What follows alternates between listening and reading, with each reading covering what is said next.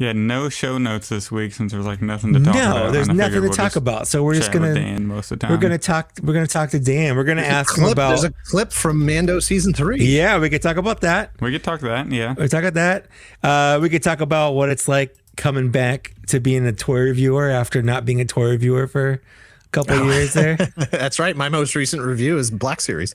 That's right. So yeah, well, we got some things we can kill time. I'm wearing I bought the Rancor shirt. Nice. I saw that. Yeah.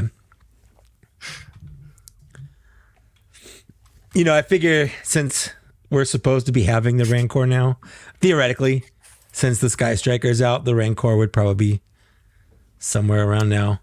Although it probably be pushed out. It probably wouldn't be coming out till like April or delayed. May. Yeah, 100%. That still makes me so mad. It does. So it keeps me up at night. Literally, if I think about it, I just can't fall asleep. I'm like, what could have been? Well, we could save this for the show. Yeah, save it for the show. I was going to start talking, but we'll save it. We'll save it for the show. We got one person talking. So yeah, this is hi Patreon people. This is our Patreon pre-show. We don't have anything planned at all. Did you guys see the Tetris trailer? I haven't watched it yet. For the Tetris movie? Is it more about the people who invented it? Or is it like the Pixels movie or whatever it was? No. It's a overly dramatized depiction of how Tetris was brought to the US from Russia, I guess. But the tone of the trailer, it comes off to me the same kind of tone as like the Weird Al movie that stars Harry Potter kid, Daniel Radcliffe, where like some of those things could probably be true, but some of those things are definitely not true. Like I learned that Weird Al he got his first accordion from a door-to-door accordion salesman. He recorded his first song in a bathroom of a bus station. Like that stuff was in the movie and it's real. But then, he also killed Pablo Escobar in the movie. So. That's odd. Yeah. And Michael Jackson stole his song. Yeah. He stole his song. Honestly, I really like that movie. I thought it was fun. It was great. It was a great afternoon watch. It was silly and stupid, and I wouldn't have expected anything else. The Dr. Demento pool party scene, I think I was with all the different comedians and semi-famous people being other older famous comedian people, like cracked me up. It was great. Yeah, I think honestly Rainn Wilson killed it as Dr. Demento. For sure. Yeah. Yep. But the Tetris movie kind of has that same kind of feel. It's a Taron Egerton guy is like the main guy that's like, I just saw Tetris and it's the greatest thing I've ever seen and we have to bring it to America. Kind of like, is this for real? And then it's like this overly serious plot about like the Russian KGB and like there's this super secret Nintendo meeting. It's like only 5 people in the world have seen this. It's the Game Boy. Like weird shit like that. Like this definitely didn't happen. But over the top. No, I remember there being issues around. Like I remember seeing Tetris for sure. in arcades and different manufacturers and stuff, and knowing that there were lawsuits everywhere because you weren't allowed to copy Tetris. No. And then they had that whole Tengen like knockoff Nintendo cartridge where they had to bypass Nintendo's like their anti-piracy seals and whatnot. It's an interesting story. I can't wait for the history of. We better get that out before the movie hits. Yeah, right? Or at least coincide it. You got to coincide. Yeah. Yeah, I'll see if I can get Taron on the podcast. There you go. Oh, which, by the way, that legitimately threw me for a loop with the way you subtly slid from the history of Thundercats into that Lego. Yeah. I was like, what? Worked perfectly. Like, it does. It works so perfectly. And then I never noticed that before. When you look at the Lego sets, I'm like, that's definitely Thundercats. Like that guy is definitely Lion-O. That's Lion-O. There's no question. Yeah, 100%. Yeah. There's no question. Yeah. All this time. This whole time. Anyways, so this is your second time on. Brian Eovatius. Always loved the name. He's here welcome to the Black Series Rancor. I'd like to say hello to the Black Series Rancor, wherever you are out there. I know at least one of you exists. Still in our hearts. He's in our hearts. I hope your day's going well. We just got to go steal it at this point. We got to break in Hasbro. Oh, heist. Let's do a heist. I was just about to say, let's do a heist. Let's take the X-Wing too in Eric's Dan's office. up there in that area. Like, he can... Yeah, not that far. Not that far. I'm a 2.5 hour drive, 3 hour drive. There you go. Providence. Definitely got to, like, slowly lower in from the ceiling in the dead of night, like Mission Impossible 1 style. I mean, honestly, if we're breaking in and we steal the Rancor, that we could do a lot worse. So they should just let it go if we're successful. Yeah, you know? They are literally not doing anything with it. They're not doing anything. No. I'm curious to see if I'm curious. You know, they say they're never going to do this again. It's the only opportunity. And the Rancor is one thing, but you know, the 2 Joe ground crew guys for that third tier, the Skystriker, that didn't get unlocked. Are we ever going to see those? Because technically that's the same situation where it's like, we're never going to do it again. You had your chance. You didn't want it. We're not going back. And I'm curious to see if that holds. We'll definitely talk about that in the proper show, because I got into a discussion with somebody online. It was more of a heated internet argument where we lowered ourselves. We debased ourselves into ad hominem attacks because of how grounded we were in our own arguments. But you know how it is. You know how it is on the internet. Brian, Yeah, can you 100%. drive? Can you drive the heist? Yeah. Okay, so Brian's in. We'll get a plan going. We do need a driver. Yeah. I'm the muscle. We need a wheelman is what we need. Yeah, he's our wheelman. Yeah, I'm the muscle. Zach, no, drive. you're the geeky computer guy. Come on. I'm the face. I'm the face. There, man. see? I'm like super skinny. Everybody. I'm like super skinny, so I'll be the one that Mike He's in is the like vents. roping Okay, down. hold on. If we're okay, so Brian is a driver by trade. Perfect. That makes him Murdoch. Yeah. Either I'm B.A. Yeah, I Baracus think or you're Zach BA. is, and that means Zach is Hannibal. So Zach, legally, you have to actually plan the whole thing. Like none of us can plan it. The Well, we're planning's gonna off need to a you. fall guy, so We'll get a third person. Switching shows. He's switching shows. Yeah. No. We also need some like nameless Central American drug lord that's holding up a whole village that we weld some sheet metal onto a car and fight them. Well, we find out that that's where the Rancor went. Right, It's like when somebody wins the Super Bowl, you know, they send Yes. all all the the losing losing merch. shirts. Yeah. That's what they did with the Rancor. As soon as they lost, they sent it to, you know, Colombia or whatever. And To it's just- Colombia, yeah. So there's some kid in a Colombian village playing with a 27-inch Black Series Rancor. yeah, I think Brian's right. I think technically BA was the driver. What? Oh, that's true. BA was a driver. I think you're Yeah. Hannibal, Mike. Oh, I'll be Hannibal. Yeah, I'll you be get Hannibal. to Yeah. have the plan come together and I love it when a plan comes together. He's also a master of disguise. It's true. He's always wearing the costumes and stuff. Yeah, like that one time when was he wearing a Cylon? No, a Cylon just walked by. Cylon walks by. He's wearing the and then Godzilla he's wearing the outfit. Godzilla outfit. That's right. Because he opens the thing and puts the cigar in his mouth. Yeah, classic. Yeah. So we're an 18 podcast now. We just pivot. Whatever. The Black Series 18 podcast. Hey Dan, do you ever buy anything from AliExpress? I've never bought anything from AliExpress. No. I see people buying stuff, but I haven't actually taken that. I have questions. I have concerns about the validity of the stuff. Is it real? Sure. Is it? No, absolutely. Well, that's the thing. I know a lot of people go there specifically for that. Is it moral? You know, I don't care about the morality. It's just, what am I actually getting? Am I getting a real thing or am I getting a knockoff? And if I want a knockoff, that's great. I know where I can get it, but Yeah. yeah, they're 100% knockoffs, but they're at least the clone troopers are very nice knockoffs. Like, there's no way. We'll talk about it. Yeah, we'll talk about it, but We'll you just talk won't be able to about tell it. this isn't Yeah. a Hasbro thing. It's crazy. I would not be able to tell if you handed me that and said this is a real thing. I'd believe you. And I'm just knocking everything over here. Cool. Well, we don't have a lot planned today, so I think that's about it for our our pre-show, intro. the Patreon intro.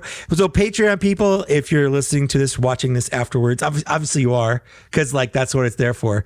Thank you for supporting us on Patreon. We really appreciate it. And I don't know how to say that without sounding at least a little bit sarcastic, but we really do appreciate the support you guys give us. So we hope, aside from Brian Eovasius, who's joining us live, and I see a 2 there. So there's one other person watching now. If you want to watch us live, you can bump up to that 3rd tier where you can watch us live. But if you're content watching the recordings, that's absolutely fine too. They will always be here for you. Absolutely. As long as we do this podcast. So cool. Which will be forever. Yeah, we're never going to stop. Ever. Never. Whenever we pass away, it's just going to like change hosts. No, we'll just sign our... Well, at that point, I'm very positive that we're going to be existing as some sort of AI constructs. We're just That'll going work. to... Yeah, or we're going to have our consciousness like uploaded into some sort of digital... projected as a CG Force Ghost. Exactly. I like it. Or a That's hologram. right. Or a hologram, one or the other. And then what you can do is you can collect people like, oh, this is my dad. He's an AI. And you have a little display case for him. I wish I could. I'm down for that. I wish you were joking. I don't. I feel like that's not that far away. The selfie series was only the start. Yeah. Now with your consciousness.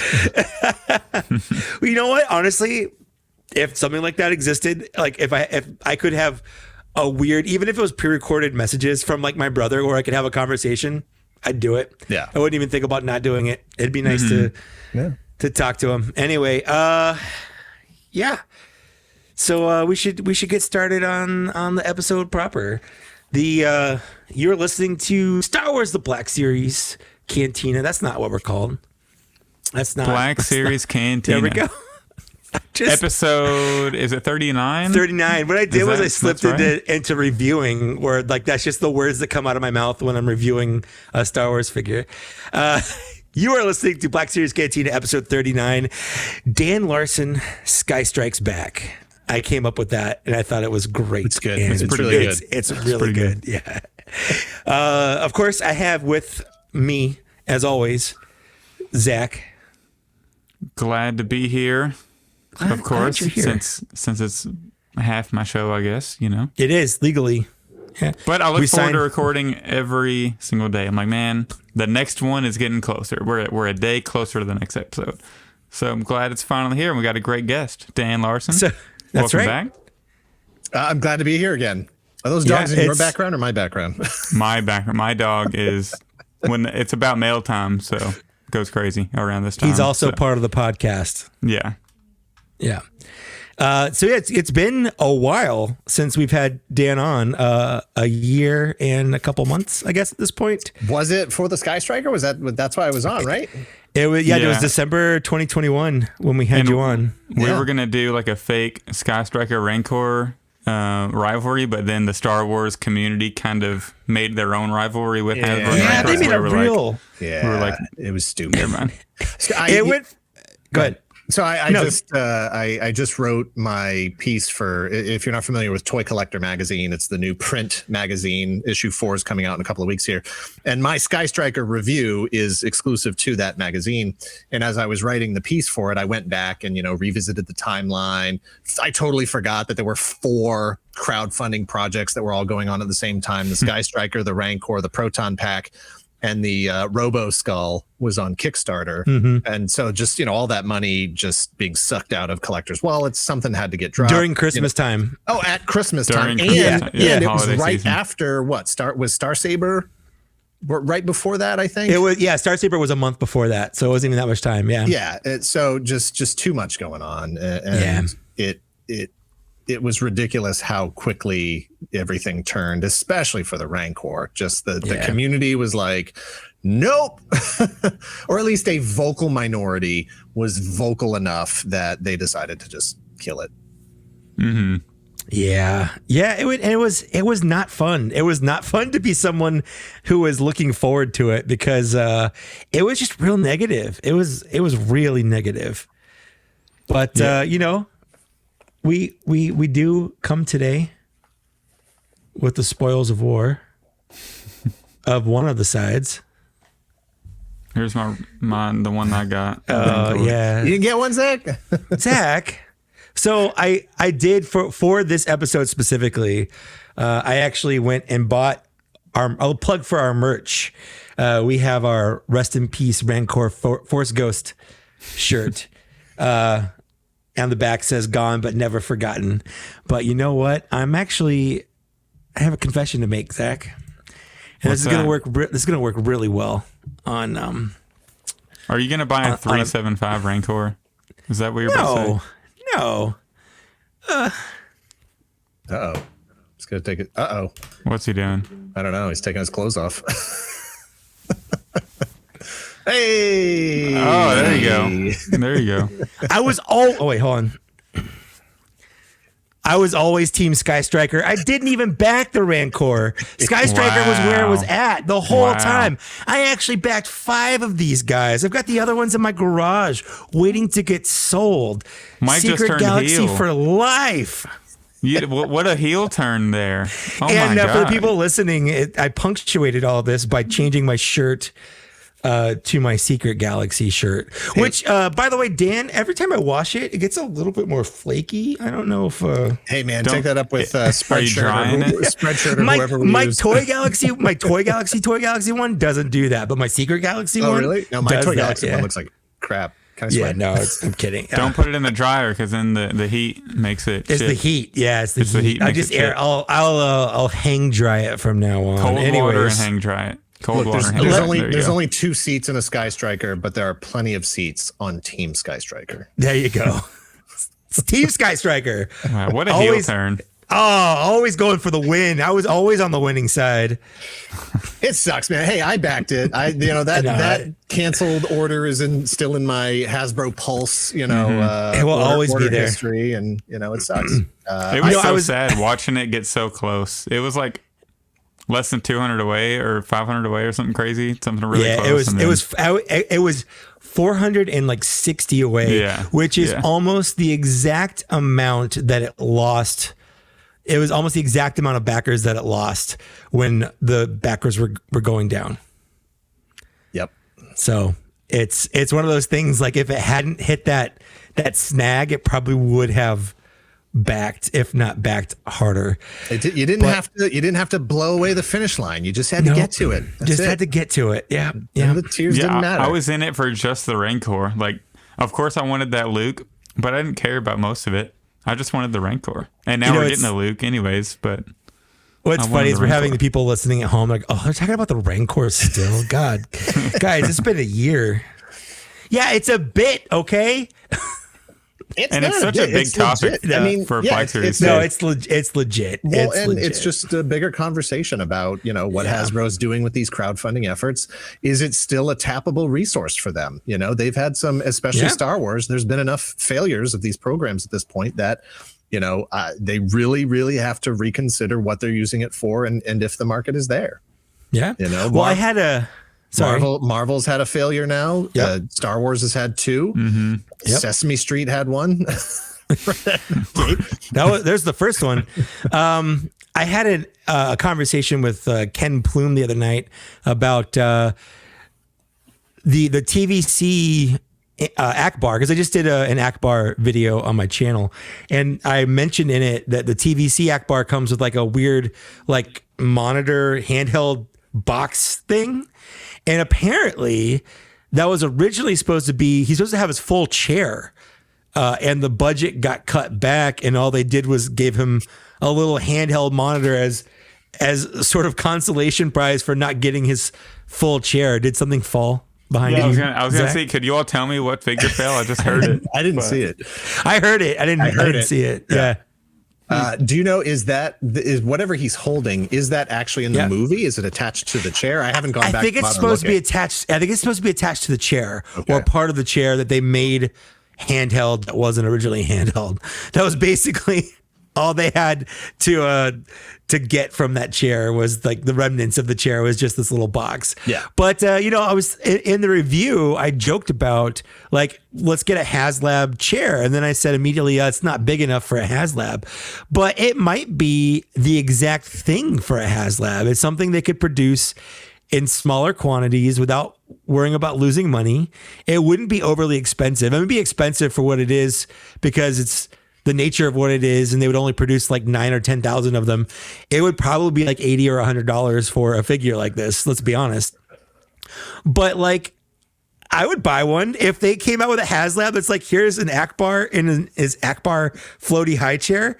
Like, depending on how cool it was, that's the kind of thing I would buy in a Haslab. I have to assume they're feeling burned by the carbonite chamber playset. Yeah. The Tantive hallway playset. And then all I don't that know, stuff is clearance. Did the Jabba one, has that one come out yet? Hasn't come out yet. Okay. Because that's a pretty substantial thing. It is, but they did something different with that where they're doing kind of a Haslab with it, but without an actual like backer goal, where they had pre-orders open. And then what was it, like a couple months ago, they announced that the pre-orders were ending at a specific time. So they just cut off pre-orders for it. And I'm assuming they're just going to make whatever was pre-ordered and that was it. Yeah.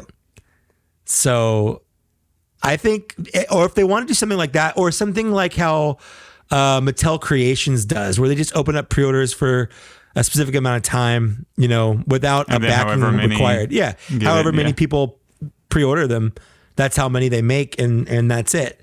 So it's not me who wants this and is worried about not being able to get it. If not enough other people also want it, like I'll just get it. I think that'd be a good compromise. I agree. Yeah. Yeah. Mattel Creations, I think, has a better record so far, although they've really been using it for He-Man stuff. I mean, the Monster High, the really ridiculous things like those, the translucent ones they did for the anniversary pieces. It was like a translucent Skeletor, a Barbie. I think there was a Hot Wheels thing. I can't remember. Those things have a very specific collector market, and those things sold out immediately. I'm still shocked that Eternia got funded and all the unlocks got unlocked. I'm shocked by that. I did not. Did they do the last? Did they unlock the last guy? I guess I'm not positive. I don't think they did, but it was still like, it went way better than I thought it was going to be. I did not think it would get funded, period. Yeah. So I just didn't think the market was there. And that's a testament to the Masters of the Universe fans and insight into how little I know about it. Well, even there was that Masters of the Universe like artist series where they were all basically just like brown versions of whatever the figure was. Did you see those? They look like prototypes. Oh, it was something that was on Mattel Creations, and it was like an artist series that specifically colored them or something. I'm not entirely sure what the backstory was, but all I saw online, the discourse was, these are awful. Who would want these? But then also, as soon as they went live, they all sold out. Yeah. So last time you were on the podcast, you said that your Star Wars collection is mostly helmeted characters. Is that still true to this day? Yeah, pretty much.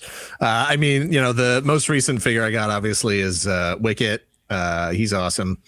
He's tiny, and every Black Series figure I bought, I'm looking up at my shelf right now. Every Black Series figure I bought last year either has a non-removable helmet or a removable helmet. I think Blue Leader is the only one. So Blue Leader and Cobb Vanth are the only two whose faces you might choose to display as them without their helmets on. Everybody else is either a trooper of some sort. Oh, I do have Bill Burr, tank driver Bill Burr. I had to have the Massachusetts. I had to have the Masshole.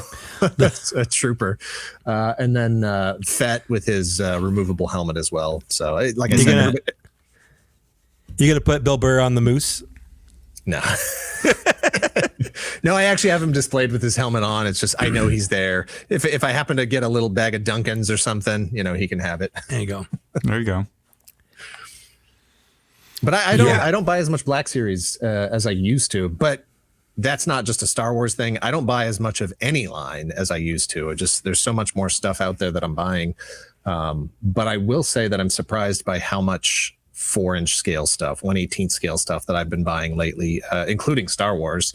You know, I picked up the Vader that came out last year, the Vintage Collection Vader, Bo-Katan, Book of Boba Fett, Death Watch Trooper. I think there was one or two others, and then I'm into retro collection as well. But I know that's a different podcast. All that. Yeah, you'll have to get on the vintage get on Victoria's Cantina for that. Yeah.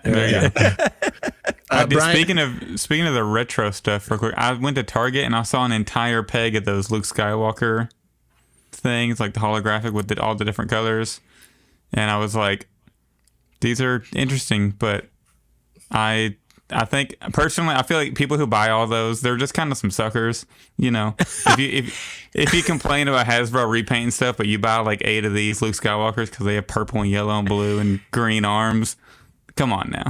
Yeah, it's crazy to me how many people buy each variant. Like they want, this is the one with the purple head, this is the one with the green head, this is the I've seen multiples of that. It's nuts. I don't want real live test shots in my collection, so there's no way I would want a fake test shot. Right? Yeah.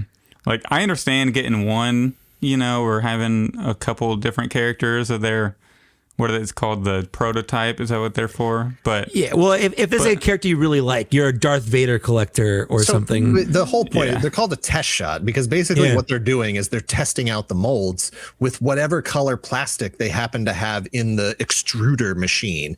And so they just pour it into the mold, stamp it out, and they use it to say like, oh, okay, mold looks good. Now run it with the actual correct plastic, or they're sending that test shot back to the manufacturer, to the actual licensee to say, does this look good? Do we need to fix it? How's is it the right size? Is it whatever? And there are people who collect those actual things. I know Mythic Legions just did a sale of some, also some fake test shots. They're not real test shots because they were only $100. If they were actual test shots, I think they would have been closer to way more $1,000. Yeah. Yeah. But it's not something I've ever been personally interested in collecting. Yeah. Well, same. I think a lot of those people are collecting those. I mean, because we kind of talked about this. People are buying those gray ones so they can kind of customize them, paint them up on their own. Well, I saw somebody post that they wanted the lightsaber that came with it because they didn't have an orange lightsaber. That makes sense. That kind of makes sense, I guess. And that almost got me. I was almost like, I don't have an orange lightsaber. I too don't have an orange lightsaber. I am also gullible and stupid with my money. So now that's going to be the one that's like $90 on eBay. Is orange saber at Luke, you know. Because aren't they all Target exclusive, those Lukes? I think so. Yeah, they are. I think all the prototype figures have been. All of them? Yeah. I saw like 6 of them, and I was just like, man, y'all some suckers for buying this, but not for me. I'm leaving it alone. It's not for me. I'm gonna derail the conversation real quick. I just want to point out, I've been wearing 2 shirts for like the last hour and a half, and it's just really nice to only be wearing 1 shirt right now. I don't know what the weather was like there where you are, Mike. It's warm. But here it was like 55 degrees. No, it's pretty warm here in Southern California. Anyways, I think I've been to Target most of the days this week. Today was the exception. I didn't go. And I have like 3 or 4 Targets around me. And they've been well stocked with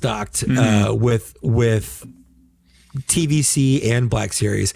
It's kind of nice to see. I've seen like Ned B, I've seen the Ahsoka, the credit collection.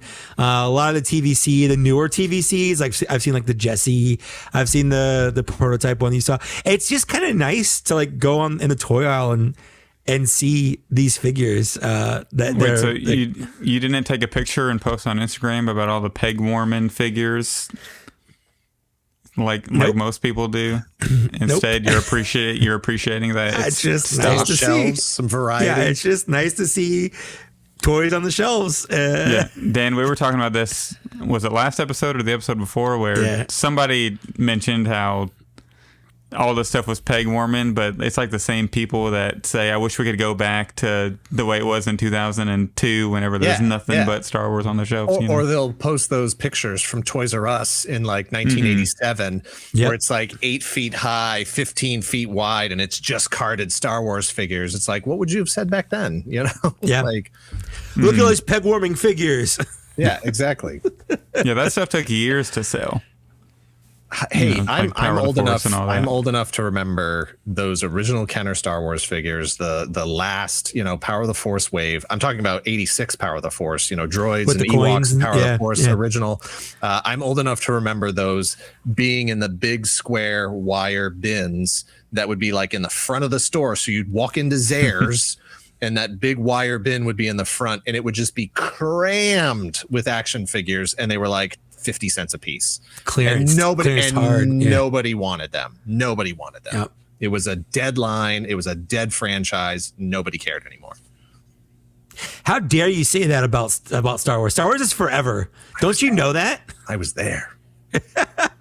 That's so sad. Dead franchise. I Yeah, mean, I it remember- was for a while there. It was. That was until Power of the Force 2 came out. And then I remember going into KB Toys and like seeing the Power of the Force 2 on the same clearance practically. It was like $5 for $5 or something. And I think I went through and I got a bunch of figures that I didn't have in my collection. I think I have an AT-AT or AT-AT, depending on how old you are. AT-AT. I think I got that for like AT-AT. $20. See? Exactly. Hey, how do you say ATST? ATST. Hey, look, Well, then, just pull up the commercial for the Kenner AT-AT, and the kid goes, "It's the AT-AT." I don't know what to tell you. Zach, you mean the chicken walker? Yeah, the chicken walker. Chicken Walker. Okay. That's what they called it. That's what it was. So what about the one that's in Rogue One? You call that an AT-ACT? Because ATACT? That's more fun. AT-ACT? I don't know. I stopped paying attention to Star Wars after 1987. There you go. So who cares? When there was only one, it was easy to say AT-AT. That's true. But Yeah. obviously, as they add to the library of vehicles, I get calling it AT-AT, but until I Although nobody AT-AT calls till I it die. nobody calls it a TIE fighter. I'll say that. That's right. That's true. I do say tie. Well, Because it's I say a twin word. ion engine. That's what I go do. for I the just say the full. Yeah. I just wish do we the could full all thing. agree on 4 LOM. 4 LOM. For LOM. It's not 4 LOM. For LOM. It's 4 For LOM. LOM. He's a droid. I go back and forth. He's a droid. You say out the numbers and letters. Yeah. I prefer makes just sense. spelling them. I like it when R2 is ARTOO instead of just like the R and the two. THREEPIO. Yeah. R2. Yeah. 3PO. 3PO. C3PO. You ready for some fine additions? Yeah, I actually have some this weekend. I feel like it's been so long since I've had new toys to talk about. There you go. Yeah, Dan, do you have any fine additions you want to start us off with? Well, he's got one. I've got Wicket. I Yeah. just recently posted. We brought 4 minutes or less reviews back on our second channel. It used to be called Toy Galaxy 2. Now it's just called Dan Larson. And I'll say, hey, look, as long as we're here, as long as we're putting everything on the table and being honest and revealing our deepest secrets, part of wanting to switch that channel to Dan Larson, obviously we changed the branding on the main channel, Toy Galaxy to Secret Galaxy. So Toy Galaxy 2 didn't make any sense anymore. But I was looking at other YouTube channels that I follow where people have their name as the name of the channel. Like, I don't know, Mike Case. And I was like, I'm so jealous of people who just have their friggin' name as their YouTube channel. And so when we were renaming the second channel, I was like, let's just call it Dan Larson. Like that, like people know that name now. Let's call it Dan Larson. So it's the Dan Larson channel. So fun fact about that. My original YouTube channel name was Justin Kaser Lake because the only video on it was a video of me karaokeing Bye Bye Bye.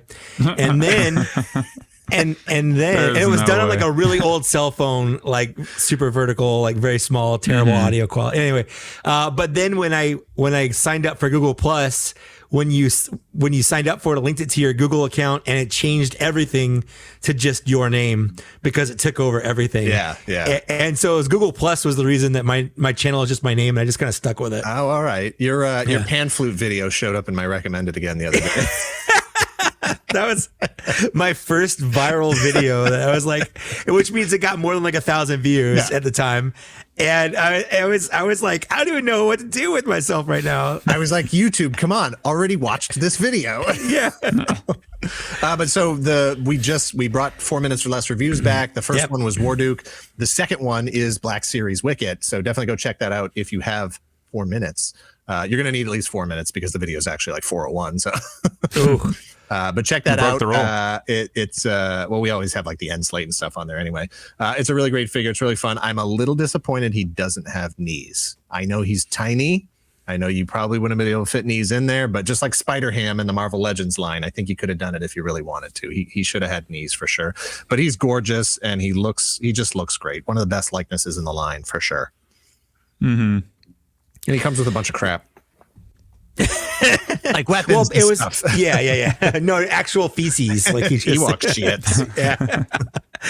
No, it was your stupid Warduke video. Like I had canceled my Warduke. You got me to pre-order the first time talking up Warduke, and then when I was going through like my canceling period, I'm like, I don't really need a Warduke. I just kind of got caught up in the hype, so I canceled it. And then your stupid 4 minutes or less video, and I'm like, damn it, I need a Warduke. Yeah. It's actually on its way to me right now because Wicket came back in stock on BBTS, and I was like, I might as well. I have Warduke sitting in my pile of loot. I almost said pile of shit. My pile of loot. So that's on its way. Mike, anyway, can we go on fine editions? Sure. I think we're gonna have some similar ones, probably. Probably, yeah. I have a ton, so it'll be a little different. Oh yeah. So first, these came together. I did get the AliExpress KO Waxer and Boil, and these things are phenomenal. Here, let me get big here. So, like, how do they feel compared to a Black Series figure? Can't tell the difference. Like, you know what's interesting is this little you can't see because it's kind of dark, but the little graphic they have on his helmet. Exact same graphic that the official TVC one has. Like it's spot on. It's not different. But yeah, the joints, the plastic, everything feels solid. There would be absolutely no way to tell that this was not a KO, which is problematic. If you didn't know, you wouldn't know. There's no way you would know. There's literally no way. I will say, the smell is a little different. The smell is a little different from a normal toy. Did you ever have one of those old California Raisins toys in the 80s? It's that smell, that kind of weird, kind Arby's, of plastic. Yeah. Yes, the Arby's California Raisins. That's exactly what it smells like. And they've been tested for lead paint, and they tested negative. So they tested negative. All right. And then I did get the Rocket Trooper mailed to me from GameStop and the Gaming Greats. And you know what? I love this whole figure. Mm-hmm. I love it. So good.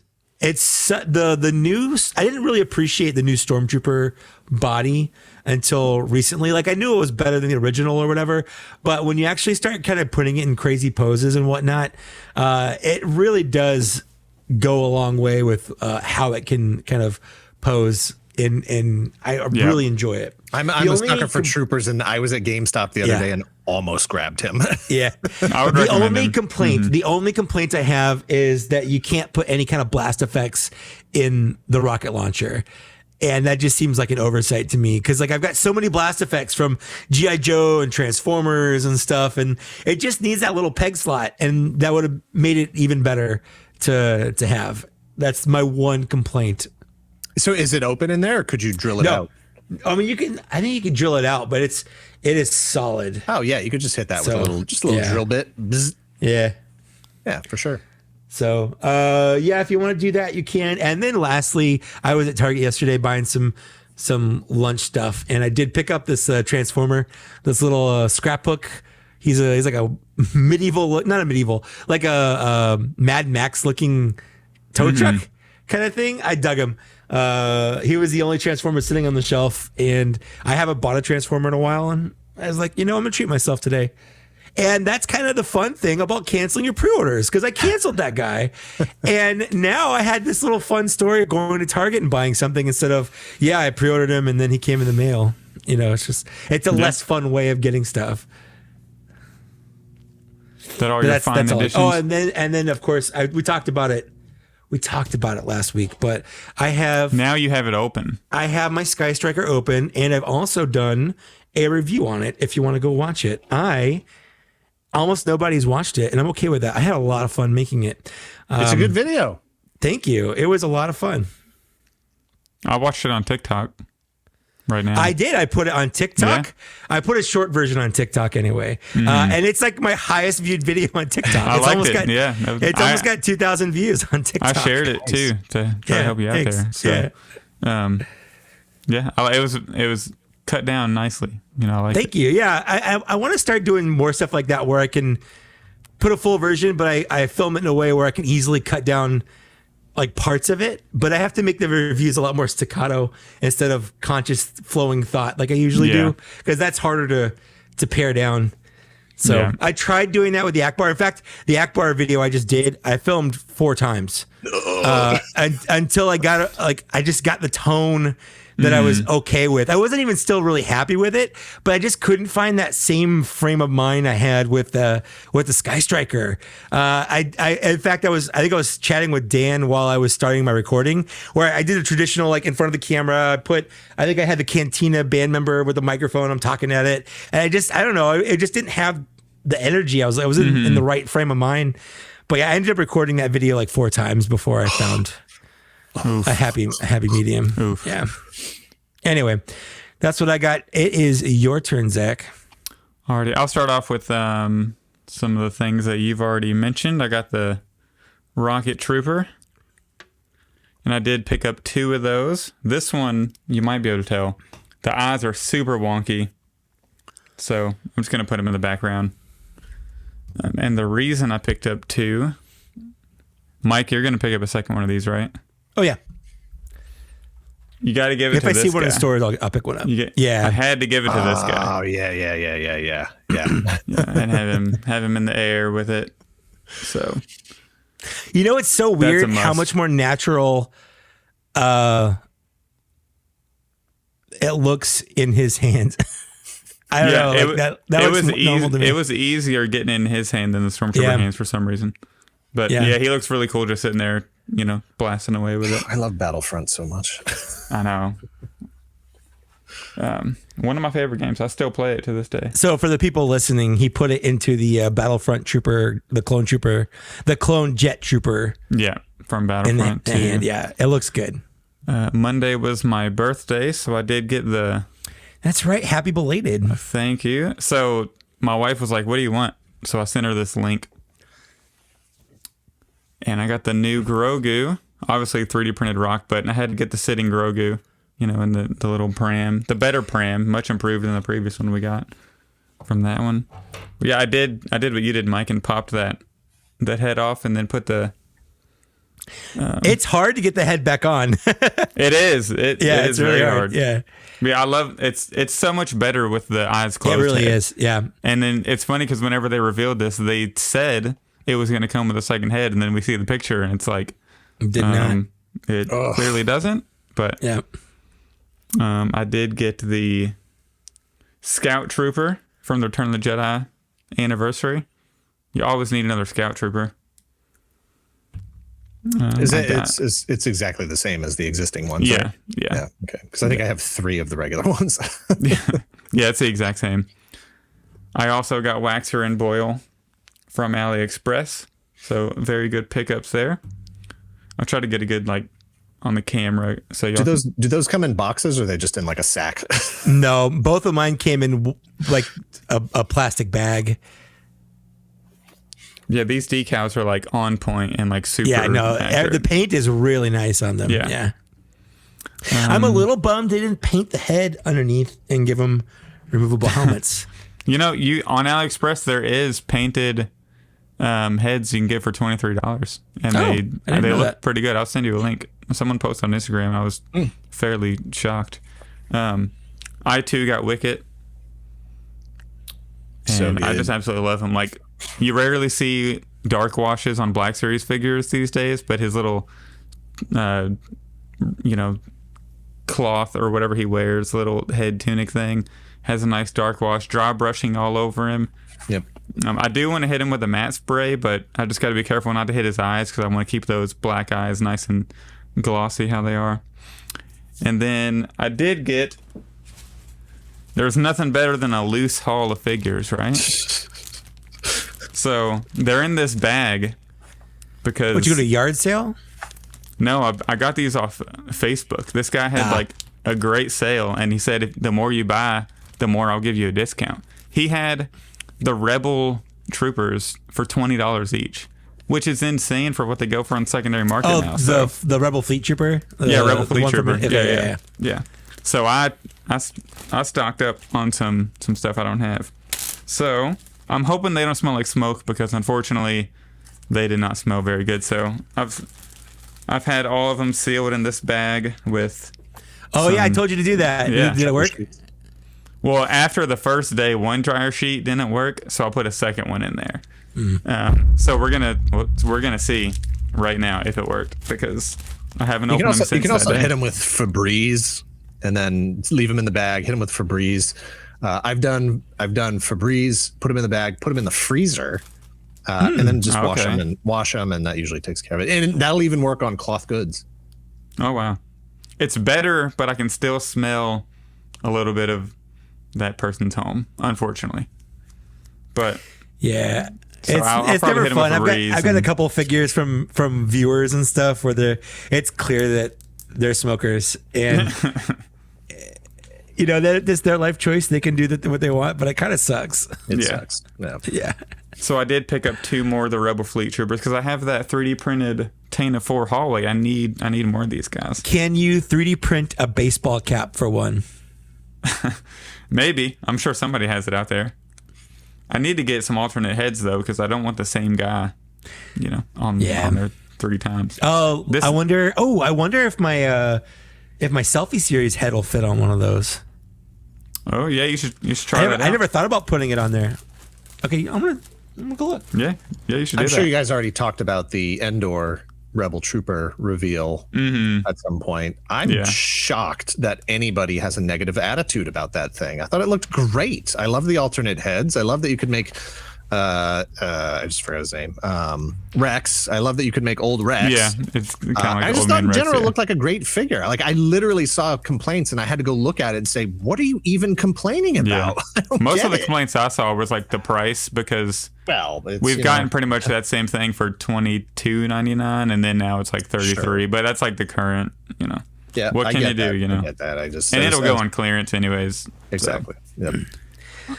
It doesn't work. It doesn't work. Well, so the neck barbell part pops off on the opposite end that the selfie series one pops off of because it's one of those the double jointed ones. Mm-hmm. I could probably get pliers to pull it out, but I don't want to do that right now.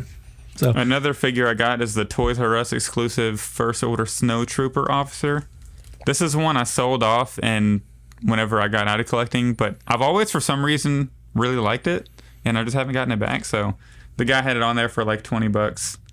But I got all these for like $17 each and when you average them out. Nice. I have this set here, that Last Jedi Snoke's Throne set, But I've never, because they came out when I was out of collecting, obviously. I never got any of the Praetorian Guards. And now that I have them, I got this guy with the split weapons. And then I even got the more expensive one with the elite blade, the elite Praetorian with the heavy blade. Well, they have different hats too, don't they? Hold on, can I see those? Yes, 1 second. I'm dropping them. Which ones? You want to see the weapons? All the figures. The 3 figures? Yeah. 3 guards. Okay. Interesting. They put a plastic skirt on the one that came with cloth goods. Wait a second. Did I just get screwed? No. I think it looks better with the plastic. It looks better. So they matched. Which one came with soft goods? Is it the one that came in the pack? The one with the overhang on his hat? Yeah. This one came in a 4-pack, right? That one came in a 4-pack, and he had a cloth goods skirt. Oh, wow. I didn't know that. I think it looks way better that way, honestly. I really do. He does look good. Yeah, you got to go one way or the other. All plastic or all cloth. Yeah. The only thing that sucks about these, they have absolutely zero, range of motion in this arm here. Yep. Literally, like, this is as far as it bends. Yeah. That solo cup armor. Yes. Yeah. So part of me just wishes, like, I would have saved the $15 on each of these and just bought to, like, use that to go towards, like, the SH Figures ones, because I know those are really, really good for the arm movement. But, you know, that would just be staying on the shelf, and I'll have them pretend fighting, you know, Ray and Kylo. Yeah, thanks, Ruin Johnson. Yeah, screw you, buddy. But yeah, that's all I got. So pretty good. That's 2 weeks in a row I've had a crap. Yeah, you've had a pretty good haul there. Been spending the money. No 3D prints this week, but I'm finishing up a couple things. So hopefully next week or next episode, I'm chatting about those. Yeah. I had something for that. And I was gonna ask if anyone had seen Poker Face. Speaking of Ryan Johnson, is that the Lady Gaga movie? No, it's Ryan Johnson, and he made a TV show. It's basically Columbo, but Columbo meets Murder, She Wrote in 2023, and it's really good. Like, I don't know. Like, Ryan Johnson, I don't know. People that are like, Ryan Johnson's terrible at telling stories. I'm like, what the hell? He's not. He's, like, legally not. But that's not going to go anywhere because none of you guys have seen it. So if you have seen it out there, send me a message. We could talk about Poker Face. It's real good. I've seen Fly in Breaking Bad. Oh, in Breaking Bad? Yeah, he did that. And I think Ozymandias, I think, the one where he made Hank another dies. really good one. Yeah. Spoiler alert, I guess, for like a 15-year-old show. Yeah, I hate when people are like, they talk about the end of Game of Thrones. They're like, oh, spoilers. Like, you've had so much time to catch up. Like, I'm sorry, Ned Stark is done season 1, dude. Like, Game of Thrones is 100% pre pandemic. So if you haven't used your pandemic time to watch Game of Thrones, you don't care about spoilers. Yeah.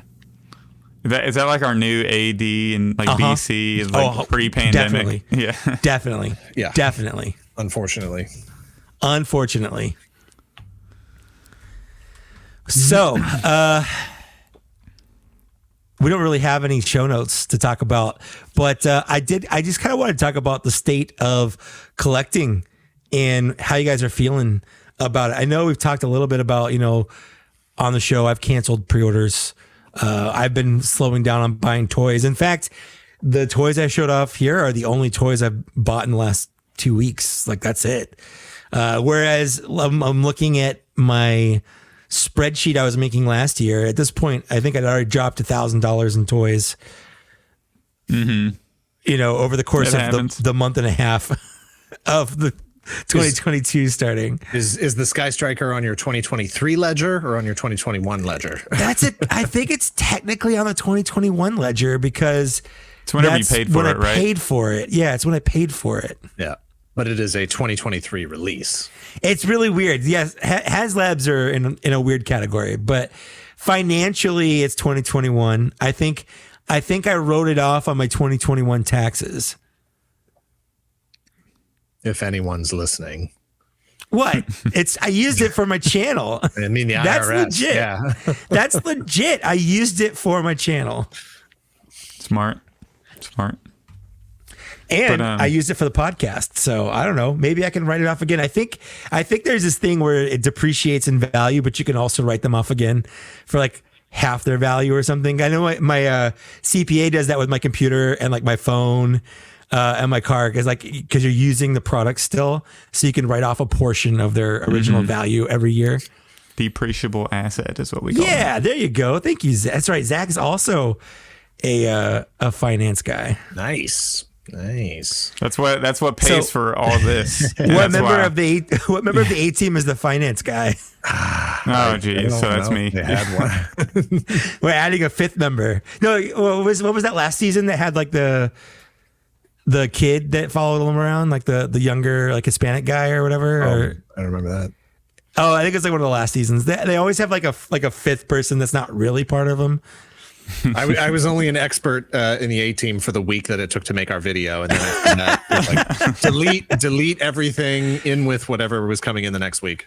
Has that ever come in handy where you just have this week-long periodic expert level of knowledge to where like a month later you're at like a trivia contest and you're like, I know this, I made a video on it? Never. Nope. In fact, I've the old saying is, I've forgotten more than you'll ever know. Well, I've forgotten almost all of it. It just because we just work so fast that there's no time for it to set in, and we move around so quickly. We've done 5 videos on Robotech over the years, and even that stuff doesn't stick. It's like, I only know what I need to know for this week to get this week's video done, and then it's moving on to next week. Delete all that. So it's like cramming for a test. It really is. Yeah. And so if you have any questions about Chuck E. Cheese, ask me right now, because we shot that video today. It goes up next Thursday. But don't ask me on Monday, because I won't know anymore. I'll be moving on to whatever the next thing is. It's gone. Yeah. Oh, that explains the picture you sent me of the Billy Bob. But going back to your question, as far as like, the state of collecting and stuff today, I set up some new rules for myself, and it's weird. I talk to people and I'm like, there is no end, right? Like, collecting is something you do your whole life long, and you're constantly adding to it. And but at a certain point, I feel like, why am I doing this? What am I trying to do? Am I ever going to be satisfied with the things that I have? So I started setting up some new rules for myself, and they're guidelines. I can break them whenever I want to. It's fine. I made them up. But one of my rules is that price doesn't matter, even if it's $0. If I don't actually want the figure, then I shouldn't buy it. You find yourself in the clearance section, and there's this Masters of the Universe Revelations Battle Cat that's been sitting at my Walmart for like 2 years now, and it's been $30, $25, $22, $15. I think I've sent Mike 3 different pictures of it. Yeah, as the prices come down. But even if it gets to $1, I know that I shouldn't buy it, because I don't actually like it, and I don't actually want it. So the price shouldn't matter. So if there's something there that's like $0, it's like, don't get it if you don't actually like it and don't actually want it. So like, all these clearance sales and stuff come up, and I see people like, Black Friday this, Black Friday that. And I'm like, if I wanted it, I would have already bought it. So the clearance price shouldn't matter. So that's one of my rules. A second rule is to seek ideal versions. I don't care what that comes out for Optimus Prime now, because I have my ideal. Earthrise Optimus Prime was my ideal Optimus Prime. Not buying Optimus Primes anymore. I'm there with the Turtles. I'm there with a bunch of Gundam stuff. I think I'm there with Boba Fett, honestly. Like, I don't know what they could do at this point to bring out new Boba Fett stuff that would really capture me, other than that Kenner homage vintage collection that's due out later this year. I'm definitely getting that one. It's like, I don't know how much longer I can keep just like expanding. Like, you got to find some way to rein this stuff in. And what I really want to be able to do, and I feel like a lot of people can't do this, is enjoy the stuff that I actually have. There's always that thrill of getting the new thing, expanding the collection, that, and I that still like dopamine that. hit. Yeah. But at the same time, it's like, to what degree do I actually appreciate the stuff that I have? Do I take those figures out? Do I look at them? Do I take pictures of them? Do they just take up shelf space? Or do I forget that they're even there? So just trying to have more of a focus on appreciating what I have, as opposed to the constant, unending chase for the stuff I don't have. It's exhausting. Yeah, and I think that's a lot of collectors. A lot of people have started to come to that same realization separately and weirdly at kind of the same time. Like when a movie studio, 2 different movie studios make the same movie at weirdly the same time, like Armageddon and whatever the Deep Impact. Deep Impact, that one. Yeah, or Dante's Peak or Volcano. Or Ants and Bugs Life. That too. I was having a Dante's Keep versus Volcano, the Volcano discussion like 2 nights ago, and Dante's Peak, I think, is still genuinely, like, I can't think of that movie ever not being my favorite one. Like, you have so many crazy scenes. I don't know what I'm talking about. This has nothing to do with what we're talking about. I'm just talking about, we're becoming a Dante's Peak. I just remember the grandma going with the boat in the acid lake, and she's like falling apart trying to save her grandkids. Anyways, like Josh Pence, I don't know if you know who that is. He started doing toy hunts kind of around when I started getting larger, and he would message me and stuff like that. And then he shot way past me, garnered a huge like following on like Facebook and stuff like that. Really, really cool guy. But he's one of those guys that he'll go real hard into collecting, sell it off, go real hard again, sell it all off. Rubber band. Yeah, basically. And then he basically just decided to sell off all of his stuff. And now he's collecting shoes. So it's like you're always collecting something. But like, you know, what you're collecting is just different. Because I know a lot of people are it's the thrill of the hunt. They it's like the thrill of the chase hunt. Finding the thing. Yeah. The thing itself doesn't actually matter. Doesn't matter. So I can appreciate Josh Pence, like you said, you know, selling the whole thing off and just being like, no, it was about the mission. I accomplished the mission, and now I don't want this stuff anymore. I want to keep going on missions. Yeah, so I get because like, what do you do when you have all the stuff? Like, it's just taking up room. Yeah, you know, like kind of what you're saying. Like, are you going to appreciate it? I've got all these toys behind me, and I can tell you, I've touched maybe 3 of them in the last month. Of all of these toys behind me, and most of those are only because they fell off the shelf, and I put them back up onto the shelf. You know, like I've. That's one of the reasons why I've been forcing myself to record more reviews, because that's how adults play with toys for the most part. Like taking those photos, talking about them. You know, like I don't. When I was a kid, I would set up really cool scenes and you know throw them on dirt and flush them down the toilet or whatever. But like I don't do that now. Like, how do I play with toys now? I mean, I can. Nobody's right. stopping you. But like, you know, how we were talking about on the Skystriker thing, where I was bummed that the missiles have those cool effects, but like when you put them on, it kind of looks dumb. And they should have put the little attachment point on the effects so you can make it look like it's firing out. Because I'm not going to sit there and make sounds go like I'm not gonna do that. Although I did. Mm-hmm. But you know, I want to display it like that because for me, the display is what I'm buying. I'm buying essentially a display piece or an art piece that I can change how it looks when I want. I don't, but I can. That's the point. Yeah, I'm torn on the Skystriker because it has this awesome stand, and it looks so good on the stand, and it's and you have it. I see you have the missile on the stand, so it looks like it's being fired. That's a really good idea. But when I bought it, my goal was, and you can't see it, it's literally like right above my head here on the wall. The airplanes that I have, I've got 3 different 1/18th scale, like actual military airplanes. And then one's like a 1/32nd scale. And those are displayed, you know, on the wall, hanging on the wall. So this would be just like hanging like this, flat against the wall. Yeah. And that's how I thought I was going to display this. And I don't think that's how I want to display it. So I got to find some place. I want it on the stand. So I got to find some place to put it on the stand. But I've seen a lot of people do that with their Star Wars collections where you have, you know, X-Wing, Y-Wing, B-Wing, you know, whatever, flat against the wall. And that's where I stole the idea from because I thought it looked great. But I don't know what else you do with vehicles. Yeah, I mean, they take up a lot of room.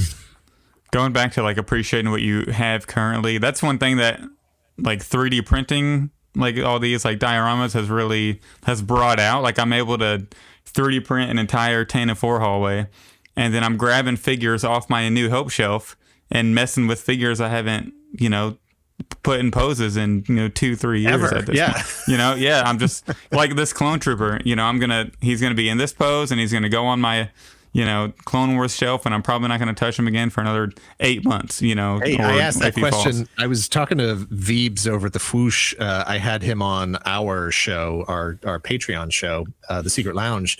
And I asked him, because that dude has a lot of action figures. He's got a impressive collection. And I said, hey, if all you're going to do is put it in that one pose and put it on the shelf, then why does articulation even matter?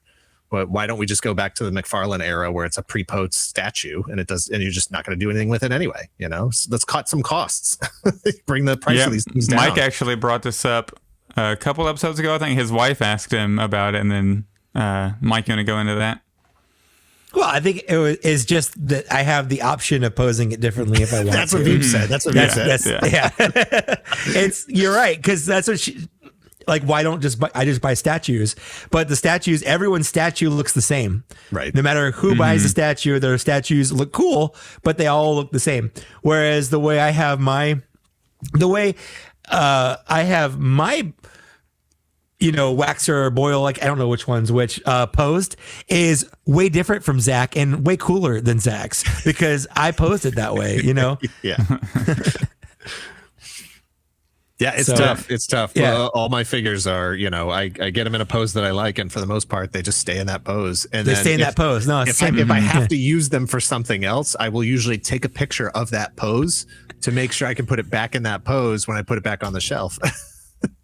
That's smart because I don't do that, and then I have to remember what pose was he in. It was so cool, and now I can't remember. Yeah. Exactly. Yeah. Yeah, so that's one thing I'm thankful for about 3D printing is like I've printed the Cloud City Bespin Duel set for I almost said Anakin, for Vader and Luke, and I was able to pose them and get them in a fight stance, and they're on that stand. So and I haven't messed with that Luke since it released, probably that Bespin Luke. So yeah, that's just one thing, and I guess the overall state of collecting, like. I think it's funny, like I'm going to say I've cut back on pre-ordering new things and like waiting until it hits in stock and deciding, do I need this? Do I not need this? But then I literally just spent like $100 on a loose haul of action figures at the same time. So I probably had 200 total figures of new fine editions today. But yeah, I am also cutting back on at least new things, because especially like it is frustrating. Me and Mike have chatted about this. We're so hard into one line, like the Black Series specifically, that we buy something for like the Dark Trooper. I bought 2 of those things for $34, and then now they're just $19 on Amazon. So it's like I could have spent $6 more and had 2 if I would have waited 2 more months, or 3 more months. You never know. You never know. A, are they actually going to go on clearance? And B, how far on clearance are they going to go? Is it going to be like $2? You remember back in like 2017, 2018, if you didn't, you bought a whole Marvel Legends case to make sure you got Deadpool. And you doing that is the reason I bought my first Star Wars case, because I wanted to make sure I got Darth Revan, and I wasn't sure if I would, and I never saw him in stores. So I'm glad I did that, because if I had never done that, the only way I would have gotten Darth Revan is by getting like the archive one that just came out, years later. Yep. So I bought my first entire solid Star Wars case because Dan Larson mentioned on one of his videos one time that he bought an entire Marvel Legends case, and I didn't even know you could do that. I was like, you can do that? Do whatever you want if you got enough money. That's true. If it's not different, you buy a whole case, costs the same as going to the store and buying a whole wave. Like, man, I'm no offense. I'm so glad we are out of the reviewing being an important part of our channel, because that was, every time a new Marvel Legends, every time a new Black Series wave got announced, it was like, gotta buy the whole case. Hope I can sell the duplicates and all that stuff. Yeah, I mean, I've had the newest wave that's not even out yet with the Luke Skywalker and stuff. I've had it for a month and a half now. Haven't done anything with it because I'm not worried about being the first to review, because I'm not. You've got people like Lance Peter Luke that bought theirs from Taiwan back in December or November. So I'm not going to be the first anymore. I don't want to be the first. I want to be different. I want to be unique, and that doesn't matter what you pre-order or what you review when you're doing that. Like, I just reviewed Admiral Akbar. That's I saw that. I was like, this is random, but I dig it. The oldest Admiral Akbar. Yeah, I reviewed the 2017 The Force Awakens Admiral Akbar with his Ted Cruz First Order officer. Yeah. Hey, that could be a good thing for your channel, though. Just like going back into the Black Series archives and just reveal an older. Yeah, just promote yourself as a retro reviews channel. I could do that retro review from all the way back from 2017. So I thought about it, and Glenn Webb used to do what he called action figure evolutions, where he would pick a character like Apocalypse, and he would go do like every Apocalypse figure from the different waves, starting from like 1992, the X-Men, going on from there. And that's kind of what I thought that I could start doing. Like, the next one I'm going to be doing is Jedi Luke Skywalker. So I'm going to start with the 2014 dual Luke Skywalker, and then do the Endor, do the Jabba's Palace, the Marvel, the Walmart one, and then kind of end up on the Lightspeed the light cruiser one that just came out, so I'll have a new one in there, but then I'll kind of talk about everyone that came out so people can kind of see the evolution of that character, throughout the years. So I thought that would be kind of a fun way to take my channel. But like you're saying, like I'm not worried about chasing those views anymore. Of trying to get like the first out, which I got a couple. I got the Grogu, or the child they were calling him back then, and that one got 20 or 30,000 views, and that was fun for a time. But it's exhausting. I think if I had posted a Wicket review the day I got it, it would have been pretty early because I didn't see anybody else posting pictures or anything of it. But again, we wanted to do ours our way, and that meant it was going to be 2 weeks before I posted the thing. Mm-hmm. Do you have any of the other Ewoks in the Black Series? I have Tebow. I didn't buy that. Was it a convention exclusive set that had Han? The indoor set. Yeah. Are you getting Pop Blue by himself though? I will absolutely get Pop Blue by himself, 100%. Yeah. I don't care if the figure doesn't match the card art or whatever. So Ewoks are the only helmetless characters that you're going to get. Well, here's the thing. Yeah. They aren't actually my figures. The Ewoks, the Ewoks belong to my wife. Yeah. Oh, okay. I don't have an issue with Ewoks. Loved him as a kid. Totally fine in my book. This really, really is a great figure. He is really adorable. But technically the Ewoks do belong to my wife. I'm going to start using that excuse too. Like, no, I didn't buy that one. That's my wife's, But no, hey, I'm down. Where the hell's Chirpa and Logray? Let's go, guys. Come on. Yeah. Nisa. Let's bring Nisa in, even though she's not in any of the movies. I might need to 3D print that Treetop Village set that Landspeeder Luke has and just build it up like 4 trees tall or something. I might need to do that. Yep. It's a lot of filming, I'm sure. I'll take Ewoks over Gungans every day, all day long. I would like a Gungan warrior in the Black Series, though. Hopefully. Yeah, they didn't do Tarpals, did they? No, just Jar Jar. Yeah, that's bull. That's crap. I know. That's the only Phantom. Well, in the Galaxy packaging, he's still the only figure in the Galaxy packaging we have. Because Qui-Gon was released before that, and then he was in that special pack right there. But yeah, they really don't have any sequel or prequel love in the Galaxy packaging. Yeah, it's not a single Revenge of the Sith, only one Phantom Menace and two Attack. Two and Attack then maybe of the Clones, three, maybe three with Ki-Adi-Mundi. We'll see what Ki-Adi-Mundi is. Yeah. So Dan, you don't get any of the Jedi that come out like Ayla Secura and. I had Obi-Wan. I had the original Episode 2 Obi-Wan. I think was the first Obi-Wan that they put out from the prequels. The one with just the horrible face and all that. Episode it was 3. like three. The orange. It was like red hair. Yeah. Was it back where it came in the blue box with the blue stripe or the orange? Yeah, it came in the orange and blue. That was like the third or fourth wave of Black Series. Yeah, that was in the orange one. Then they'd released that in both orange and blue. Yeah. So I had that one. I think I either sold him off or gave him away or something. I didn't get that Anakin. Good choice.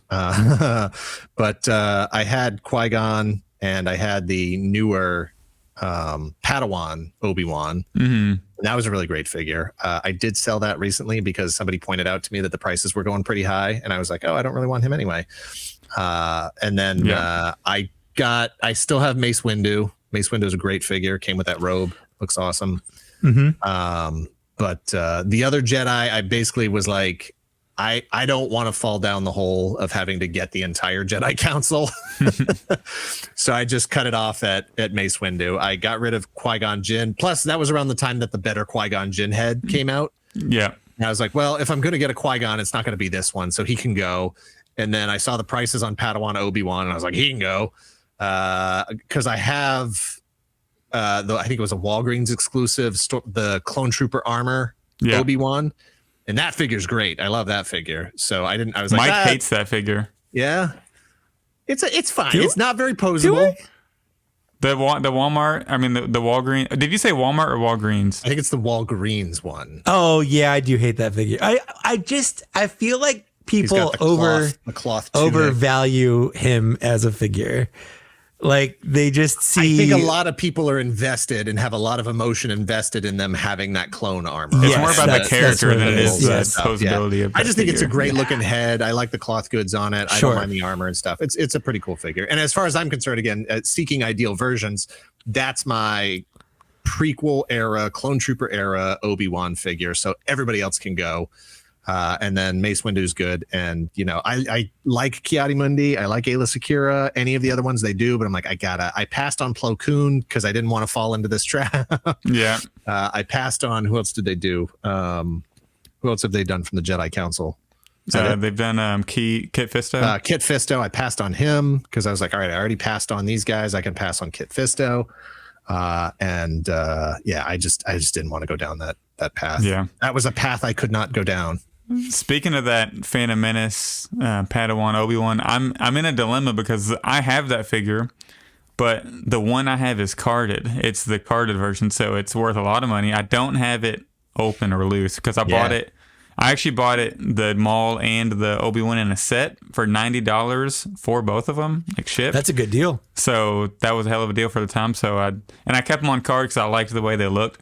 But now that Obi-Wan is so expensive, and I really want to print the Duel of the Fates set that Lance Peter Luke has, but I'm gonna need that Obi-Wan. So I think I'm either gonna have to sell this one, Do it, and buy the regular box version so I can open it. Or why don't you just open that one? Hold on, why did you just open that one? You already because have it. If you think about the math, I can sell the carded one for this much and buy the box version or a loose one for this. Pocket the extra money, and then I got this money. He's not gonna pocket it. He's gonna spend it on another action figure, and that's fine. Exactly. Yeah, I got pre-orders to pay off, man. Smart thing to do. Yeah. So Amazon's got the Phantom Menace Padawan Obi-Wan for $76 right now. Ouch, that's insane. Maybe I'm banking on them archiving it, and then I can keep this carded one.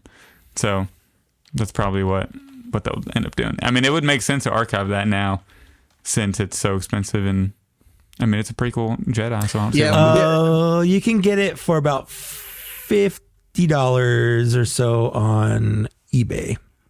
That's not bad. That's better than I thought. Yeah. That's better than I thought. I might have to do that next paycheck or something. I really don't want to spend $50 on an Obi-Wan I already have, though, just to have one loose, for a 3. Because I can put Qui-Gon and Darth Maul on it temporarily, but I'm actually probably going to hold off on I think I'm done printing big things for now, because I'm finishing up the trash compactor set that Lance Peter Luke has. But I've gotten to this point where I'm printing all this really big stuff, but I still haven't bought shelves for this wall that I have open to put all my big 3D printed. So we're gonna put it, yeah. So all my stuff is literally just like sitting on this nightstand here by my desk and on the floor right here. So I'm just gonna print small things that can sit up on these shelves until I buy shelves for this wall, and I can restart printing these big dioramas. Well, that's a whole expense itself too, right? The 3D print sickness. Just 3D print yourself a shelf. Hey, there we go. Yeah, I'll do that. Yeah, the 3D printer I have, it only costs like $279, I think, and there was a coupon, so I made it $259 on Amazon. So it's not as bad as you would think. And then you do have to buy filament, which was $20 a roll. Bought 6 of those. So, I mean, for less than $400, you can get into it. And I haven't had to buy, I did have to buy one more filament roll, but it's not bad. I mean, the stuff I've gotten out of it, I feel like it's totally been worth it. Like, okay. I got this entire Tantive 4 hallway, 6-inch scale, right up there. Hasbro would have charged, $160 for that, with a figure or two. But how much was the Space Walls going for? Oh, the GTP toys thing? Yeah. Weren't those like officially licensed, I guess? They weren't like officially Hasbro, but they were, yeah. I don't know how much those were going for, but me and the Out of the Basement guys talked about, we looked at the TVC version, and that one was, I think that came with, I forget what that came with, but that retailed for around $80, I want to say, maybe. I forget. So Black Series it came with a figure too, but yeah. Yeah, Black Series version would have been double that. Easily. Yeah. So yeah, I think from what I've printed, it's been pretty worth it. Yeah. I'm a little jealous. I mean, I kind of hate you a little bit because I want one, but at the same time, like when I seriously talked with Lily about getting one, and she sat me down and reasonably talked me out of it. I don't know where I would put it. I don't have any space for it for the actual printer. Mm-hmm. I'd have to like tear it down and put it back up every time. It just seems like something that I would use for like a week. I'd print like 3 things out of it, and then it would sit there collecting dust. Mike, I hate to be the bearer of bad news, but I'm still sitting with your 3D printed goodies box here. It has not been given to the post office yet. Sounds like you can put some more stuff in there. Yeah, there we go. Perfect. My 3D printed rock dome thing is sitting here still. It's not moved from my desk. I love it. It's my so favorite. Good. Yeah. And especially with the new Sit-in Grogu. Yeah. That's very overpriced. Yeah, shout out Lane Speeder Luke. Look at just the detail on this. And he designed this. It's great. Crazy. Yeah. But it makes the Sit-in Rock worth it, or the Sit-in Grogu worth it. And, you know, it's funny, my wife was actually mad at me because I sent her the link for my Amazon affiliate link to buy this, so I made like 80 cents off her buying this for my birthday. And I was looking through my recent orders for people buying through my link, and then I saw it was purchased the same day I sent the link, so I knew I was getting it for my birthday. And I told her, I was like, I already know what this is. I sent you my affiliate link, and she was pretty upset that I did that. I was like, I gotta make Why did you tell her? Why did you tell her? Well, you know, it was fun. I would have just let the facade go. Like, just she can pretend that I don't know what I'm getting. You know, I kind of had the same thing for Christmas because, you know, I gave my wife my Christmas list. I saw, because I'm doing our finances, you know, balancing our checkbook or whatever. So I see a purchase from a store that's an online toy store, and I see the purchase amount, and my brain instantly goes, okay, what combination of toys equals that amount? You know, so I kind of knew what I was getting just from balancing our checkbook, but I didn't tell her that. I didn't tell her I knew that or looked, you know, and it's not like I snooped in her emails secrets, or you know, it's kind of fun. Just like let her think she surprised me. No, when I was a kid, instantly, as soon as like I knew my parents went Christmas shopping, as soon as they weren't in the house, I know exactly where they hid the toys. in my mom's closet, under her weird creepy doll thing that she had in the closet. Like every time, they never once surprised me with anything for Christmas. Well, you like spoilers anyways. You look up Star Wars plots before you see the movie, so I mean, I read. Why are you like that? I read the Phantom Menace book before I went to go see the movie. I hate you. You know, I feel like if it's hopefully we get a Star Wars movie soon, but we got to stop the podcast until after the movie because you're gonna know all the details, and you might. I don't tell people. You might secretly spill them on the pod. You know. No, I don't do that. I'm very conscious of other people's spoiler habits. Speaking of which, did anyone watch last night's Bad Batch? I did. There's nothing to spoil in it. It was filler, anyway. I mean, there is some like character, you know, development you could say, but it's just another sort of filler mission, I guess. I feel like other than last week's episode, the two episodes, there really hasn't been anything that you can really spoil in them, and I'm okay with that. Like I feel like people have this mindset where there has to be something crazy or major happening in everything they watch, where sometimes it's fun just to have a nice side adventure. That, you know what, Tech is gonna race some pod against some droids or whatever. Fine, let's watch that. Like, what's wrong with that? Yeah, the deeper the character, the more you actually care about them when those bigger things happen. Exactly. That's what's missing from TV shows now. It's hard to care about a character you've been with for 10 episodes versus, you know, back when sitcoms were 26 episodes. You know, those filler episodes build you feelings towards that character. Yeah. Deeper connection. Yeah, exactly. Dan, I did have a question for you regarding Black Series. Is there a Star Wars character that they haven't made in Black Series or TVC which I know that's probably hard. They've made pretty much everybody. That if they make it, if Hasbro announces it, that it's an instant, you have to get it. Yeah, the number one figure certainly in my Black Series want list, but in overall action figures that I need them to make, and unless this character shows up on a Disney Plus show or time travels, maybe it's Captain Sidon Ithano. I need anything of that dude. I like that. Literally only made I don't even know what the line was called. It's not Vintage Collection. It's the 5 POA. No, it was a yeah. They made him. So I have him, and I have the Funko Pop, and that's it. He was a cool design. I liked him. It's an awesome design. There's cool wings coming out of the side of his face. It's like a red stingray helmet, and he's got the pirate. He's got the Clint Eastwood, like cape sort of, poncho thing going, and gloves and blasters. I don't care about his first mate guy. I just need him. But because I don't think we're ever going back to the sequel era stuff, I don't know that we're ever going to get him unless he shows up in something else. I don't know how old he is when he shows up in Force Awakens. I didn't read the book, whatever the book was that had his adventures in it, the Crimson Corsair. But yeah, I would love. I cannot believe we didn't get a figure of him at some point. And the Hasbro executives are sitting there like Constable Zuvio. Sit on it. Yeah. I get it. Go with Constable Zuvio. Look, and then I know how this stuff happens. It's all secrets. Lucasfilm's not going to give him anything. You got to guess. And so they were like, this guy looks interesting. There's a bunch of them. So he's probably going to be important. We have a photo with him with one of the main characters. And Zuvio was in the trailer for the. Yeah. So, I get it.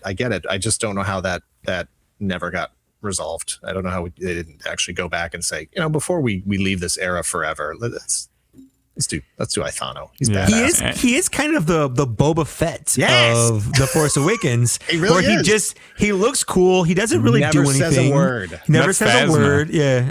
That's Phasma. Well, Phasma's also kind of there as well, but I would say this guy looks cooler than Phasma. He's so cool. I do remember watching the trailer for The Force Awakens going, I don't know what that Chrome Trooper is, but I need that Chrome Trooper. Yeah, and then I was expecting Phasma to have such a big role, and then it's like, we didn't do anything with this character in TFA. Oh, Come on now. That was your mistake. That was your mistake for falling for that. I know. But she was in the trailer quite a bit, but... I thought it was so cool. Underused. Well, it's also, I remember when The Revenge of the Sith came out, the Utapowan head guy with the lines, he was in a ton of merchandising, marketing. He was everywhere, and then he's in the movie for 3 seconds. Yeah. He's the same guy that played the mouth of Sauron from The Return of the King. So for that 2003, 2005, big year for that guy. He was.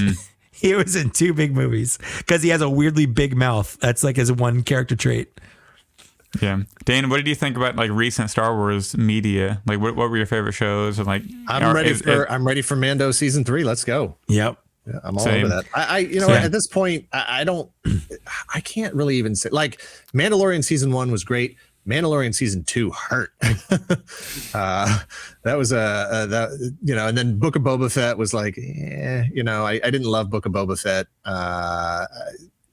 Part of that is just my own, you come up with sort of your own ideas and stories about where characters go and who they were before things happened. And if I have any issues with the prequels or even the sequels, it's because of that gap between Return of the Jedi in 1983 and anything else happening after that. It's I had my own ideas about Obi-Wan and Vader and their relationship and how he fell to the dark side and what that battle looked like and how much time had passed between their last duels. And all that's coming from the original trilogy. So, at this point, with so much media out there, with so many shows and so many movies and stuff, it's just this is the next thing, it's did you watch the next thing? Yep. I watched the next thing.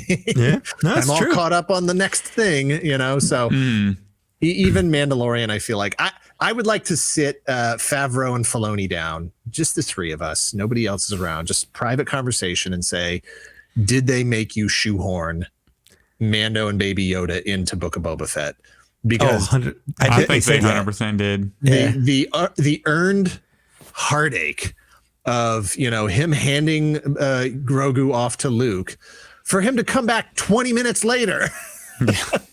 It was just like, come on, but I can't even say that I care enough to be critical of it. I just go like, that's what they did. This is the next thing. Let's see what happens next. He's spinning the chair around, stealing candy off of Think about if that was adorable, by the way. It was. Yeah. Think about if maybe maybe not instead of Book of Boba Fett, but maybe right after Book of Boba Fett, they kind of do like shows back to back. What if they did like a mini series of Luke just training Grogu, like 3 episodes? I would have loved that. Yeah, of course, 4 episodes, maybe 6 episodes. But I really feel like that's a spot where marketing and merchandising and stuff got in the way of them telling us a better story about that character, and it would have hurt so much more, and we would have felt so much more for Mando if he just gave him to Luke. Luke took him away, and then we never saw him again. And that was just it. And Mando had to grow from that and become whoever he was going to become because of it. And I think that would have been. That's another example of mainstream media ruining something good. Because that's what makes all the money. And then it's hard for me to even say it's ruined because it's not ruined, but so many people do enjoy it. It does make so many people happy that what do I care? At the end of the day, I didn't make any money off of it. They didn't pay me to fix it. They didn't pay me to break it. They didn't pay me. I don't make anything off the sale of Grogu dolls, so it's like, what do I really care? If I don't want to watch it, I'll stop watching it. So it was a weird choice for me for what I would have preferred to see happen from that particular setup. Yeah. And then Bad Batch has been fun. I haven't seen the last 2 episodes, I think. But that's another one where I'm like, I'm not particularly super attached to the characters. I'm just watching the next thing. Mm-hmm. It was filling time, basically. Filling time in the Star Wars universe. Yeah, I need to watch something while I eat my ramen for lunch. Yeah, basically. I've been watching Dragon Ball Z Kai lately. I know that's probably a little offensive to Dragon Ball Z diehards. I'm watching better. Kai instead of the original. Because when I was a kid, I loved Dragon Ball Z. And it's funny, what actually made me want to start watching it, I was looking at the Dragon Stars figures, that Dragon Stars line of DBZ figures, and I was like, these are super cool. I used to have a lot of figures when I was little with Dragon Ball Z, but I don't have anything on my shelf representing Dragon Ball Z now, and these figures are like $22.99, pretty cheap, and they look like really awesome for what they are. They got battle packs and power up packs and all that. So I was like, I'm kind of in the mood to watch DBZ. So I didn't even know DBZ Kai was a thing. So I watched all of episode 1 of the regular, and then I was reading, and then I saw somebody on Reddit say, well, Kai is it's everything you need to know with all the filler taken out. And then I watched episode 1 Kai, and just all that stuff with Gohan losing his hat to that cat and chasing around for 5 minutes was cut out, and it was like the story's moving quickly, and I love it. So I might be getting into the Dragon Stars line. I'm just another rabbit hole I might be getting into. We'll see. I don't know anything about Dragon Ball Z. We haven't covered it on the show yet, so when we do, I'll let you know. And you got 1 week to talk to me. You can get really into it for a week, then he doesn't care anymore. The expert on Dragon Ball Z for 1 week, and then won't know shit on Monday. But it's on the list. It's on the list, though. Oh, it's on the list. It's on the list. Yeah, that's when we just got to figure out how we're going to break it down, because there is too much there. Mm-hmm. Yeah, you have like regular, like Dragon Ball. You have GT. You could do a whole. You could do a whole series on like just the manga. Mm-hmm. Yeah. So that's been that and Bad Batch. I guess have been my animated pastimes right now. So I've really gotten back into anime, and it's embarrassing. It's not really something I like to talk about and with friends, except for my boss, because he's into anime, and it gives me something to talk about with my boss. Because you got to have something to talk about with your boss that's not work when you do talk to somebody. So I basically, he tells me what he's watching, and I watch it too, so we can have something to talk about. But I do really like it as well. If I weren't married, I would hide it a lot more because I don't want girls to know that I like anime. It happens to the best of us, man. You know? Honestly, it's kind of fun being married because there's so many things I don't even care anymore. Like, I don't even care anymore. Whatever. Whatever. I'm out of that game. Exactly. I'm not trying. Yeah. She knows what she got. Yeah. Like, speaking of which, I being a toy collector, Dan, I mean, knowing your history and stuff, you've pretty much always, for more or less, been a toy collector. When you met Kate, how did that go? Like, it was totally fine because she had actually, her previous boyfriend had also collected toys. So she's going another one of these lunatics. Yeah. God damn. Yeah. Well, and look, my apartment, it was my first apartment, and it was tiny little apartment. Every single flat surface in that place had toys on it. I had every single deluxe 12-inch Star Wars figure that was out at the time, that had been made at the time. We're talking the newer ones, not the vintage ones, the newer ones. I had the entire run of those. I had all the Gundam Mobile Suit and Action figures, Resident Evil, Toy Biz everything, the early Marvel Legends, literally every flat surface. I bought shelves, those like shelves you can stick in a corner anywhere, like just my dresser, my entertainment center. There was a bar, like you can just buy like a standalone bar. That was in the apartment when I moved in. It was just sort of turned around facing the wall so that the shelf side was facing out. So I use it as like a bookshelf. But the whole top of that was 12-inch Star Wars figures. I had all the Don Post Star Wars helmets. So I had like the Luke X-Wing helmet, Vader, Boba Fett, whatever. So there was no denying what I was when she met me. It's just, this is it. You can run away now or hang out and you're stuck with me. And so, obviously she's stuck with me. So what about you, Zach? Were you into collecting toys, or were you in between phases? Well, whenever we actually met in high school, we knew of each other in middle school. We didn't start dating until 2012. My senior year of high school, we started dating. Did you marry your high school sweetheart? I did, and we're still together. That's adorable. You know what? I didn't mention it as a fine edition. I'm not wearing it now, but for my birthday, she got me, those Enzo rings? They have Star Wars branded. She got me, it's like the Mandalorian helmet one where it's like his visor on the ring. So I've been wearing that. But that's cute. So we got together in March of 2012. And so I wasn't collecting anything then. I was senior in high school. That was like the last thing on my mind. But then Black Series comes out a year later, 2013. I'm a freshman in college. I have a little bit of extra money, from like summer jobs and things like that. So Black Series comes out. I start buying them here and there. And then I got, super into it.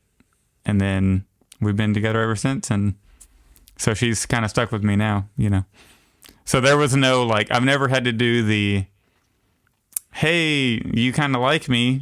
We've known each other for 2 weeks, but here's my basement. Now let me show you my collection. Yeah. Now go into this room, and I host a podcast. I'm a super nerd, So I've never had to do that. But Mike, was that your experience? Oh, I always ripped the Band-Aid off because I went through around 2013, 2014. I had been single for a while, and I was just like, I'm just going to start dating. And I went on whatever free dating apps there were on my phone, and I would go on Plenty of Fish, like 2 or 3. It was OkCupid, Plenty of Fish. As long as it didn't cost money, I was pretty much on it. I think I was at one point I was going through Craigslist. No, not Craigslist. Craigslist. I was going on like two or three dates a month or so with just a bunch of different people, just like meeting people basically. And then Lily, we chatted a lot on OkCupid, like sending messages back and forth. One of her pictures was her and Patrick Rothfuss, who's an author. From like a book signing. So one of the reasons I messaged her in the first place, I'm like, you met Patrick Rothfuss? I love him. We talked about books or whatever. So she knew I was nerdy. And then while we were chatting one time, I let her listen to the podcast I had at the time, which is one of those podcasts not about anything. It was just basically a bunch of white dudes getting together and talking about nothing for 2 or 3 hours while we drink. You know, those kinds of podcasts. So no, but we have a specific topic. We have toys. But yeah, I think on our second date, I brought her over and just said, this is what you have to deal with. You're okay with it or you're not. And I only had like one bookshelf full of toys then, because my addiction hadn't gotten. Oh, so you found someone who accepted it a little bit, and then then that just like opened and then the floodgates. Well, her response was, "I've got more books than that." Nice. Yeah, that's good. So that's good. She related what I collect to something that she collects, and like that was it. That's pretty much that was, you know.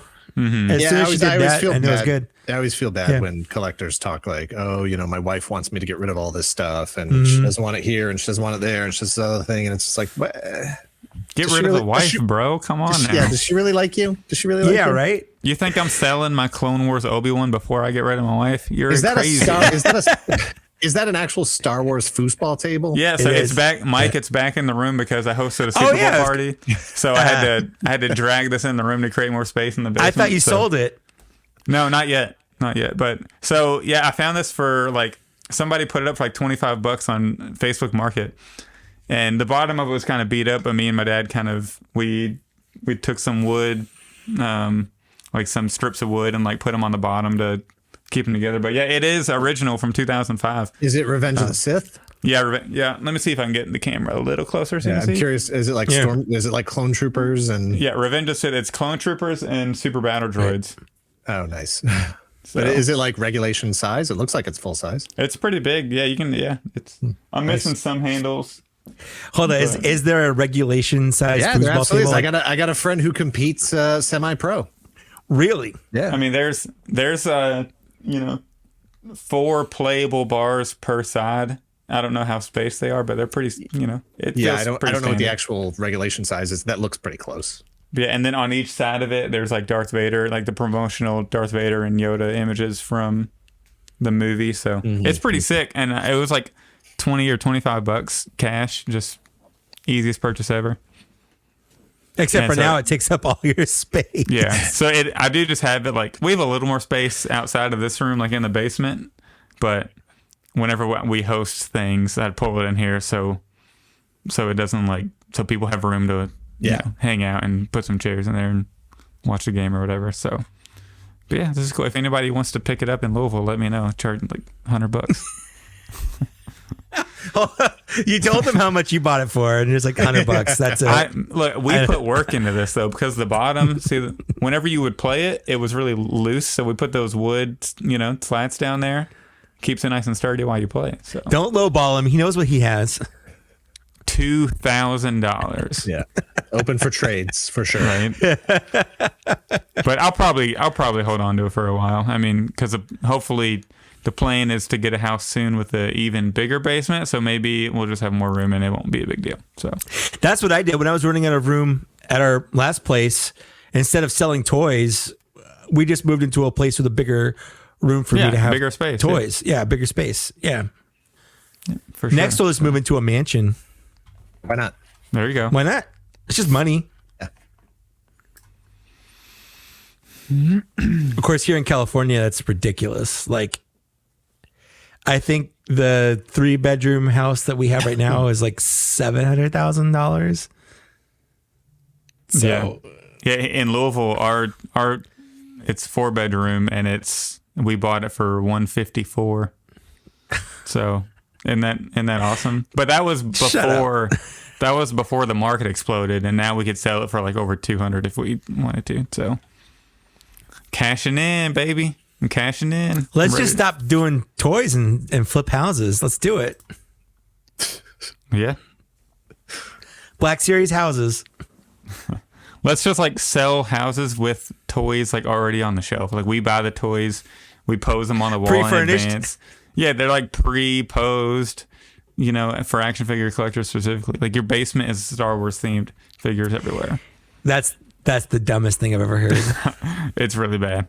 Yeah, it's really dumb. Is it as bad as build a vehicle? Oh yes. That you want to talk about that real quick? Well, we have our chat and someone, we always post. Well, Dan and I do this, where we post stupid comments that people leave us. And someone on Landspeeder Luke's posted that Hasbro should do build a vehicle packs where they come with parts of the vehicle of a bigger vehicle in each Black Series toy. Yeah, but he said do it over 2 waves of figures. So not only would people have to buy like every single figure for 2 waves, which would be like an issue in itself, and that's just like a terrible idea. Yeah, it's awful. That's not gonna work. No. I had a guy just last night that was mad at me in my video for Zalbar. He was mad that I suggested people, if they didn't want to play Knights of the Old Republic, they could just watch the cutscenes, and he was irately upset that I suggested that in my video. And how dare I suggest anyone do any less than playing the full game, that if you didn't want to experience the game, you don't deserve to buy a Zalbar action. Like, why would you even want to buy a Zalbar action figure? Stupid. If you don't want to know who he is by playing the game. Yeah. I'm just like, I think my response was, I'm so sorry I told people to consume content incorrectly. I'll ask for your permission next time. It's like, we had somebody comment on a video today saying, stop putting fart sound effects in your videos. That's like half the reason I watch Secret Galaxy. Buddy, you are barking up the wrong tree. You're farting up the wrong tree. That's right.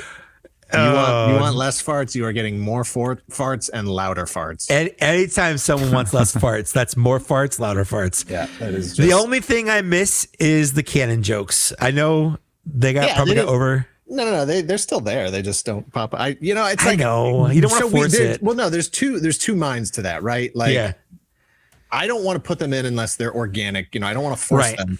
But at the same time, Greg and I have this conversation all the time where it's like, yeah, but they are kind of like our thing, and people do tune in to hear that stuff and see those things. So try to work them in more often. And I'm like, I don't want to, I just want them to flow naturally. And he's like, well, sometimes put them in. Yeah, no, I get that. It's always weird when you try to force the joke like that. Yeah, there's definitely been a few is it canons lately in videos that I was like, I don't want to put this here, but I'm going to put it in because I haven't used it in a while, Yeah. But farts? Come on. No. I do like a lot of the visual gags that Greg's been putting in, like with the Boba Fett hitting the side of the katana. Yeah, he said he's going to use that as often as he can. It's so funny. I think my favorite one was the one where Boba Fett hit it, fell off, and then Jean Nate fell down the stairs. Like it all kind of blended together, and it was really well done. Yeah. Zach, they have a skeleton named Jean Nate. It's a whole thing. Long story. Yeah. Not worth telling. You'd have to read the wiki. I did want to bring up before we started to close eventually. I can confirm, and Mike can confirm my source, that the face for the Endor Rebel Trooper and the Hoth Rebel Trooper are not swappable. That's sure true. People that listen, follow me on Instagram, and I'm sure they saw that. But the way the puzzle pieces fit together, I assume, are just different. Yeah, and once you look at them like up close, it's pretty obvious that the Hoth Rebel Trooper has a wrap, and it was explained to me that they originally had the intent of doing that, but it just wouldn't work. So, oh well. Yeah, so there's that. That sounds like a pretty cool inside source you have. It's pretty neat. Guess I'm getting rid of all my Hasbro action figures. That's it. Hasbro's gone. You blew it. I had someone today on one of the G.I. Joe Facebook groups I'm in, because the post for Lieutenant Falcon's been going around. Have you seen it? Where Lieutenant Falcon, the picture does not look good. Like his face. If I promise the internet, everybody who's listening right now, if I am ever the first person to get something like that in hand, I'm going to post good pictures. Good pictures, yeah. Like they're going to be lit well, they're going to be in focus, and they're going to be back far enough that you can actually see the friggin' thing. Yes, absolutely. Jesus Christ. It's like whenever it's like that toy hideout page always gets Black Series figures in advance. Oh, but they the take pictures the are always worst so photos. blurry. It's like I've seen better pictures of Bigfoot. Yeah, like we're looking at me and you were looking at the Gamorrean Guard, and we're like, does this have the same wash as it did in the original release? Like, can you just please take an HD figure it's just a bad or an HD photo? And it's like if it's actually in hand, then post more pictures. More than just the very hastily 3 shitty pictures you took while you were driving by. Yeah, but someone was like, "Oh man, I can't believe Hasbro's doing this. Every figure Hasbro does, they just have to mess it up." I was like, "What are you talking? Like, there's got to be some happy medium between everything Hasbro does is great, which is not true, and everything Hasbro does is awful, which is equally not true. Like, sure, they do some bad stuff every once in a while. And I can't even say, like you said, I can't even say this is bad because all we've seen is the same image of really terrible lighting, which makes his face crevices look really, really weird. I'll grant that. It's a bad picture at the very least. But like Hasbro's done a ton of great stuff. Case in point, the Rebel Trooper looks great. The Hoth Trooper was great. We've had a year of a bunch of really great figures from all their lines, not just Star Wars, but Marvel Legends and Transformers and all of that. Like if you collect any of those, for the most part, you're probably having a pretty good year. But like not everything's a win, and it's okay to say that. But just because someone makes something that you don't like now doesn't mean that everything is automatically terrible. Like it could just be this one thing that's bad and just treat it like that. I don't know. I feel like people have to take everything to an extreme now. Like everything's awful. Yeah. And that's across all medium. It's been happening in sports for years. This is either the best player ever, the worst player ever, smartest decision ever, most terrible decision ever. There's no such thing as a middle ground. No. And it always is. It's always some kind of middle ground. It just drives me insane. Like people can't just be okay with something or just it's not my thing. It reminds me of whenever I posted the Waxer and Boyle knockoffs, somebody commented on there like cursing out Hasbro, saying, how can this knockoff company do it better than Hasbro does? And I just want to be like, number one, they don't do it better than Hasbro does. They're using Hasbro's molds. They did the exact same illegally. As Hasbro. They're illegally using Hasbro's molds. Out the back door. Like it's just it's ridiculous, but it's just like so extreme that everybody's just jumping on Hasbro. Like if Hasbro decided to do a Waxer, they would knock it out of the park. I would get it. They just haven't yet. If they did a Waxer and Boyle, I would 100% buy those. I don't know what I'd do with these, but like I'm going to support the official. But since Hasbro hasn't given us that, I'm going to get what I can get. If Hasbro ever makes an official 2-pack of these, I'll give these a Patreon member or something. It's the same thing I've got with my third-party Transformers. Like, are they IP theft? 100%. But do I appreciate them because they're giving us something that Hasbro hasn't? Absolutely. And that's what I care about more, honestly. Yeah. So I agree. Cool. Well, let's see. We can start winding down here. We're going for an hour, 45 minutes on the episode proper. Dan, what can people look forward to from you? Well, first of all, I want to say I apologize for not getting the memo about wearing a T-shirt that is from a YouTube channel that's not yours. I would have worn my Fwoosh or my Pixel Dan. Oh, man. I didn't know we were doing that. You can always find me on Instagram at Toy Galaxy, on Twitter, Toy Galaxy Dan, and obviously on YouTube, 2 different channels, Secret Galaxy and Dan Larson. We've got we just shot today. I don't know when does this go live? Tomorrow? Saturday. So next week coming up is History of Chuck E. Cheese, which there's some surprises in there as well as we just. I can't wait. Are they similar? Are they similar to the Thundercats surprises? Not quite the same. No. I was just not expecting a Thundercats video to turn into a Lego history of Lego video. Yeah. But every week we're posting our videos. I've got. I was telling you guys before the formal show started. Toy Collector issue 4. If you're not subscribed to that already, I am. Yeah, 100%. Great magazine. Toys and all kinds of stuff. So I have I've written in 3 out of 4 issues so far. I think I didn't have anything in issue 2, but 1, 3, and then coming up on issue 4. That's my official Skystriker review. Yeah. Okay. Outside of that, give us your brief thoughts on the Skystriker. I love it. Just you love it. All right. I love it. It's got some issues. Yeah. Nothing's perfect. Sure. Yeah. But as far as I'm concerned, Hasbro delivered to me what I paid for. And so I'm, totally happy with it. I have my custom decals on it that match VF41. I meant to ask you about that. I meant to ask you about your tail fin decals there.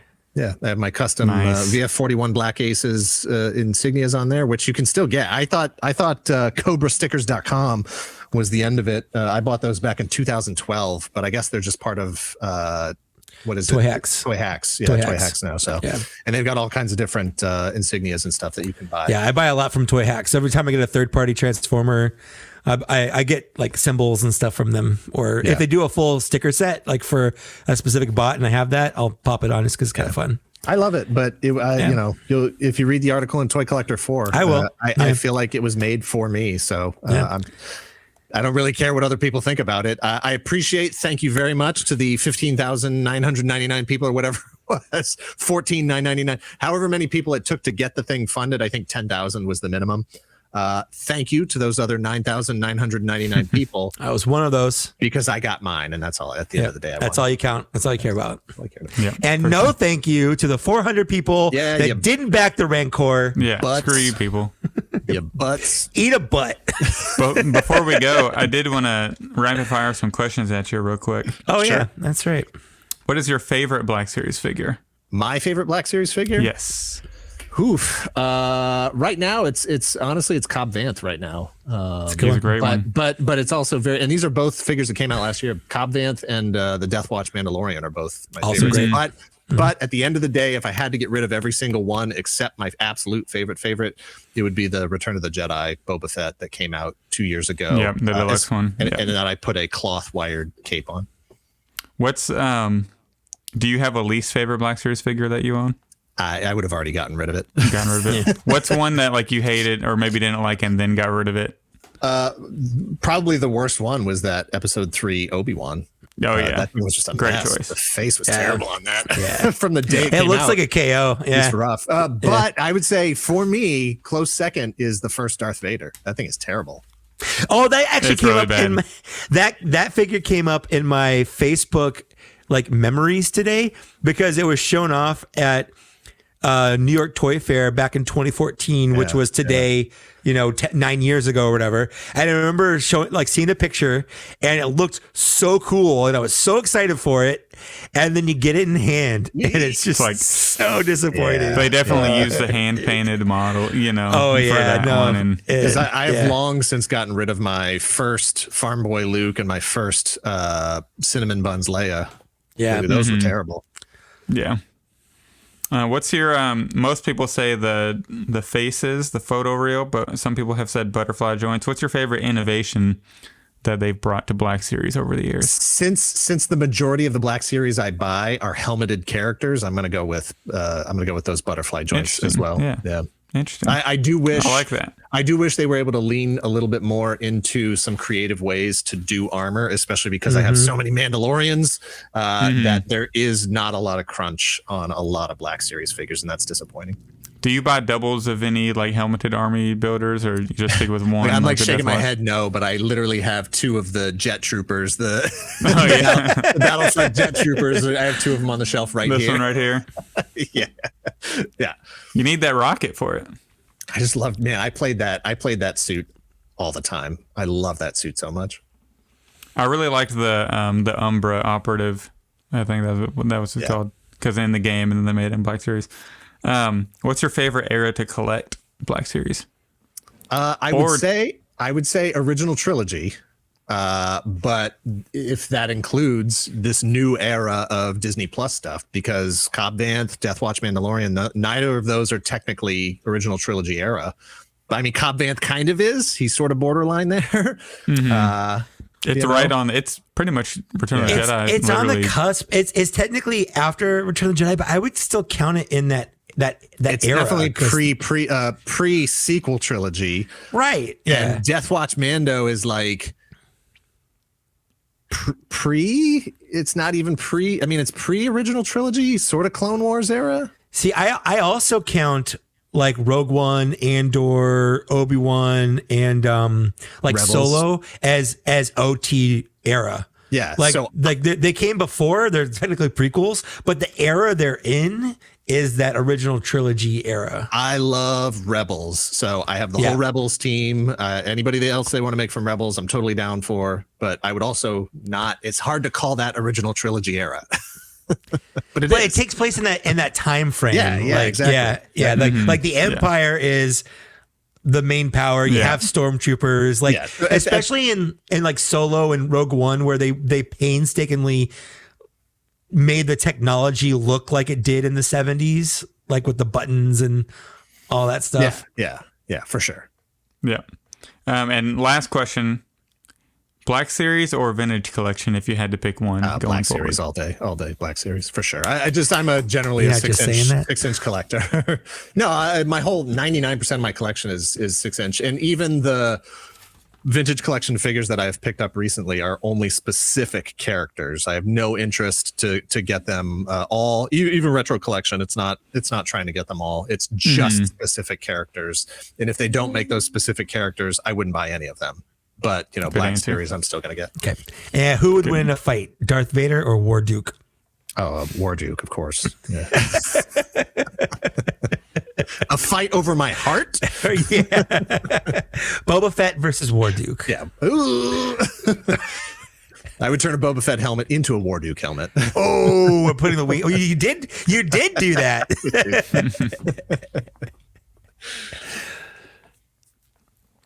Cool. All right. Well, that's all I got. Let's see. Me, you can find my channel also, Mike Case. Like I said, I reviewed the Skystriker as well. I also just did a neck bar review. And as soon as we're done tonight, because a new game update came out for Lily's Disney game on the Switch. So that's what she's doing all night.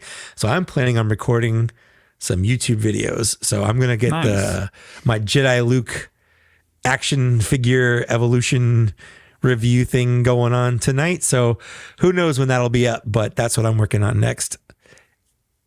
Zach, go. You can follow me on Instagram at the Star Wars Black Series, TikTok with the same name. I'm almost at 13,000 on TikTok, so if you go follow me, let's do it. I'd much appreciate it. You can email us at blackseriescantina@gmail.com if you like to. Join our Facebook group. We appreciate that. We have good conversations over there. People posting their fine editions and just things to see on the shelves and and just their collections at home, and they ask questions. That's just Black Series Cantina on Facebook. Follow us on Twitter at TBS Cantina. And we'll be back for episode 40 in 2 weeks. And if you want to join the Patreon, we would appreciate that too. Yes, please do. Also, I looked this up beforehand and it never came up. Today's episode is Lando, by the way. The original Lando. The original Lando. I meant to put that at the start, and then I just totally forgot. So what's the next show? 40.